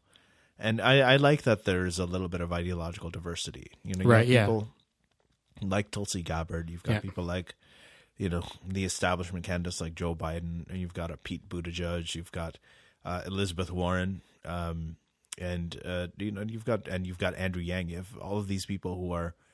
There's a lot of ideological diversity, and I like seeing. I wish there was more of that within parties. I mean, when you have a two-party system, which kind of sucks. Yeah. If you have some sort of inter-party diversity and a battling out of ideas, I think that's healthy overall, especially when they go up against Trump. Yeah, and you're right to call him an international crisis. So my son and daughter are in the same school, and we've gotten to know the vice principal there. And I don't know how it came up in conversation, but she said in 2016, right around and for a few months after the election, the level of anxiety amongst students was definitely elevated. So like we're talking about, the kids that are like grade 4, 5, 6. So, basically grade 4s and above. There was a lot of kids that were concerned because there's so much U.S. media spillover here, and the idea of national borders, which is another just idea. It's just an imaginary idea that there's this line between these two places. But so kids couldn't distinguish the fact that we live in Canada and that's America, and this media that's constantly playing, like, they're waiting for a subway, they see it there, they're at home, parents are watching the news, they see Trump there, and he's talking about hostile things he was doing towards minorities and all of this noise. So kids were feeling anxious, like, are we going to get kicked out of the country? Like, what's going to happen? And especially the younger ones, where they can't understand that these are two separate countries and Trump has no business here. It created enough anxiety amongst the populace here. He sanctioned batshit crazy, basically. Brexit picked up a lot of momentum. You've got far-right leaders that have been voted in Brazil. You've seen, I would argue it's essentially all over Europe. In Austria, they almost the party founded by Nazis got about 46% of the vote. I mean, they didn't win, but last year they came pretty close. So there is a rise of this stuff, the far-right authoritarianism, and I remember I spoke to Steven Pinker about this, and he had one of the things I was curious about was like, is this a movement or is it a backlash? Mm-hmm. Yeah, because they can feel very similar. Is it the world is becoming more globalized? There's more race mixing. There is more sort of ethnic diversity, cultural diversity, ideological diversity. It's happening globally everywhere. And everyone's more interconnected. They're exposed to each other's ideas. So the people who've traditionally held the power, which would be in the West, would be generally white men. Mm-hmm. In the part of the world I come from, it would be the Islamic supremacists, like the people, the religious authorities, theocratic Islamic supremacy. So he pointed out that there is he calls it theoconservatism. He says that there is a parallel there, that the jihadists, it's not that there are more jihadists now. Mm-hmm. There are more people. Muslims are becoming more and more moderate. They are becoming more secular. Sure. It's just that the loudest voices, the jihadists, have just become louder because there is a world that they're seeing that's slipping away from them. Yeah, there was a world that they had control of. People used to think that way, and it's slipping away. And when something is dying, it screams the loudest. Like when you're in the throes of death, you're going to organize more. You're going to find other people like you. You're going to scream the loudest. You're going to try to hold on to whatever's slipping away as strongly as you possibly can, so it doesn't go away. Similar kind of thing, happening here. That generally these sort of really, really old, generally white people, who and conservatives, they're seeing this and they're like, what's happening? We had a president whose middle name was Hussein. Yeah. And we have a major presidential candidate now who's a woman whose middle name is Devi. Kamala Harris is she's Indian. Like, what is going on? This is not America. This guy couldn't have been born here. Birtherism, right? Couldn't have been born. He couldn't have been. Yeah. Right? It's a changing world. There's nothing they can do about it. And it's changing, and they want to hold on to it. There's two parts: is losing grasp of power, but it's also identity. I mean, basically every populist, every far right movement, whether it's old white men, whether it's old Islamic theocrats, whether it's the Hindutva movement in India, which is a modern political movement, is really a bastardization. It has no religious pretext. It's just entirely a political movement. And it's basically the militant arm, the RSS, and then its political faction has now become the ruling party. But it's all about the identity of the majority that is being challenged. And it comes back to that old quote of, to the privileged, that even equality will feel like oppression. Yeah. And I think it kind of ties in hand in hand. I think Pinker is right. You're right to say that in your last throes is when you're going to be the loudest. Yeah. But it's your identity was never challenged, and now it's challenged, and it's almost rearing its ugly head by, in its last throes, just kind of clamping down on everything. It is, I think. And so what happens is that usually when you have backlashes like this, this is not a sign that the world is getting worse. It is a symptom that the world is moving to a different place, becoming more progressive. It's getting better.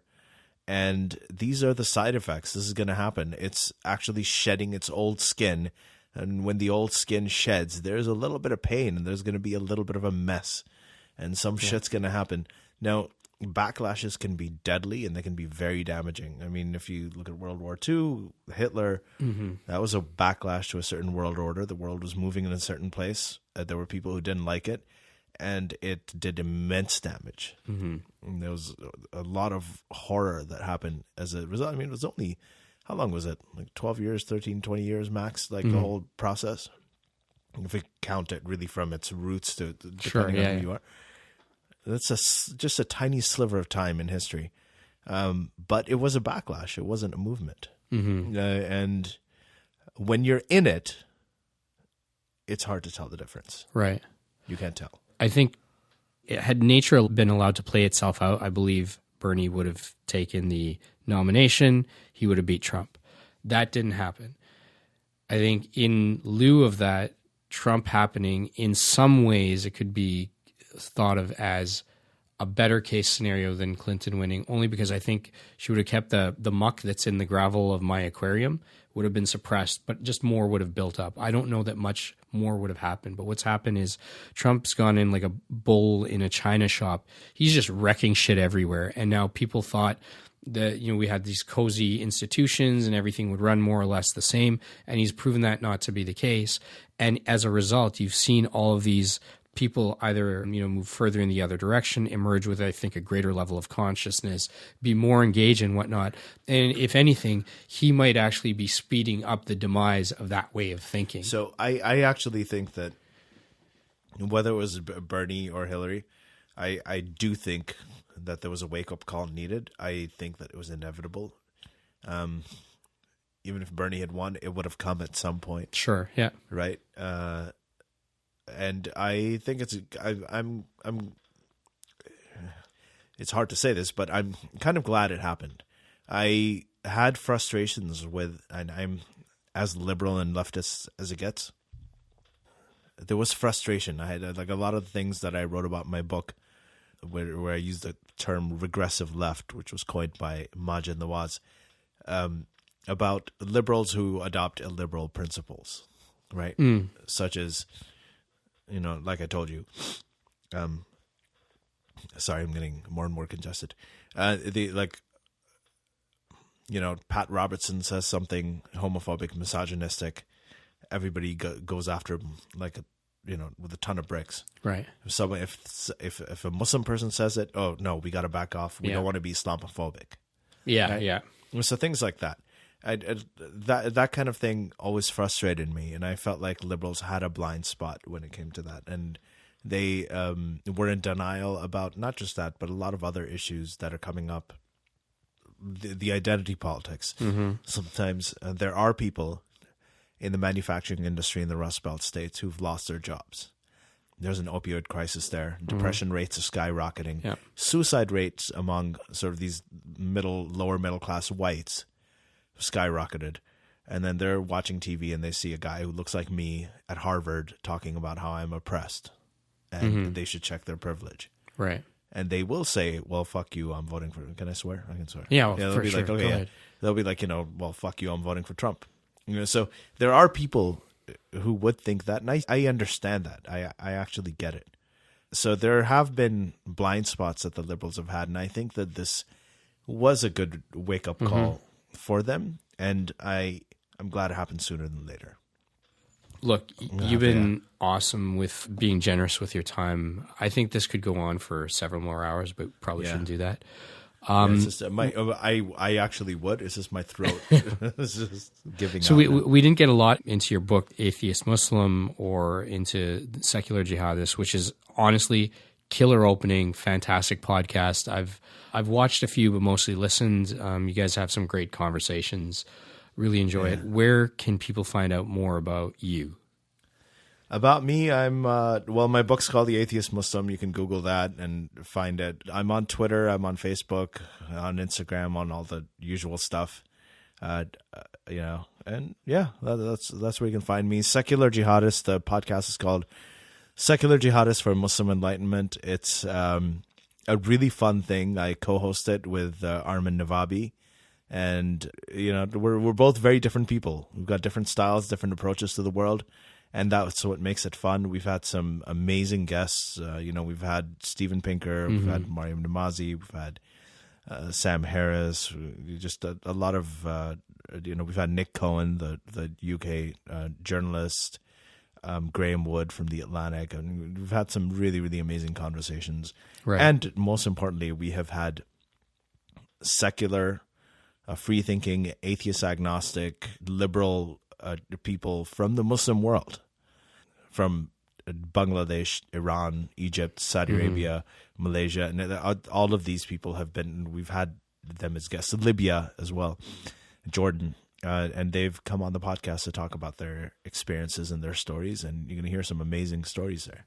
I think my favorite point in that conversation you guys had with Sam Harris was when, for a moment, he thought that you had actually been back to Pakistan recently and wondered, how the hell did you pull that off? Yeah. I was like, oh, that was a little bit amusing. Yeah, he was asking, "Can you go there?" I'm like, "No, I don't think so." Yeah. Ali, thank you so much. We definitely got to do this again. There's a shitload more that we could talk about, and we could go on for hours. But yeah, let's make this happen again. Yeah, it's I good would love to see to. you. It'd be awesome. Same here. All right, that is a wrap.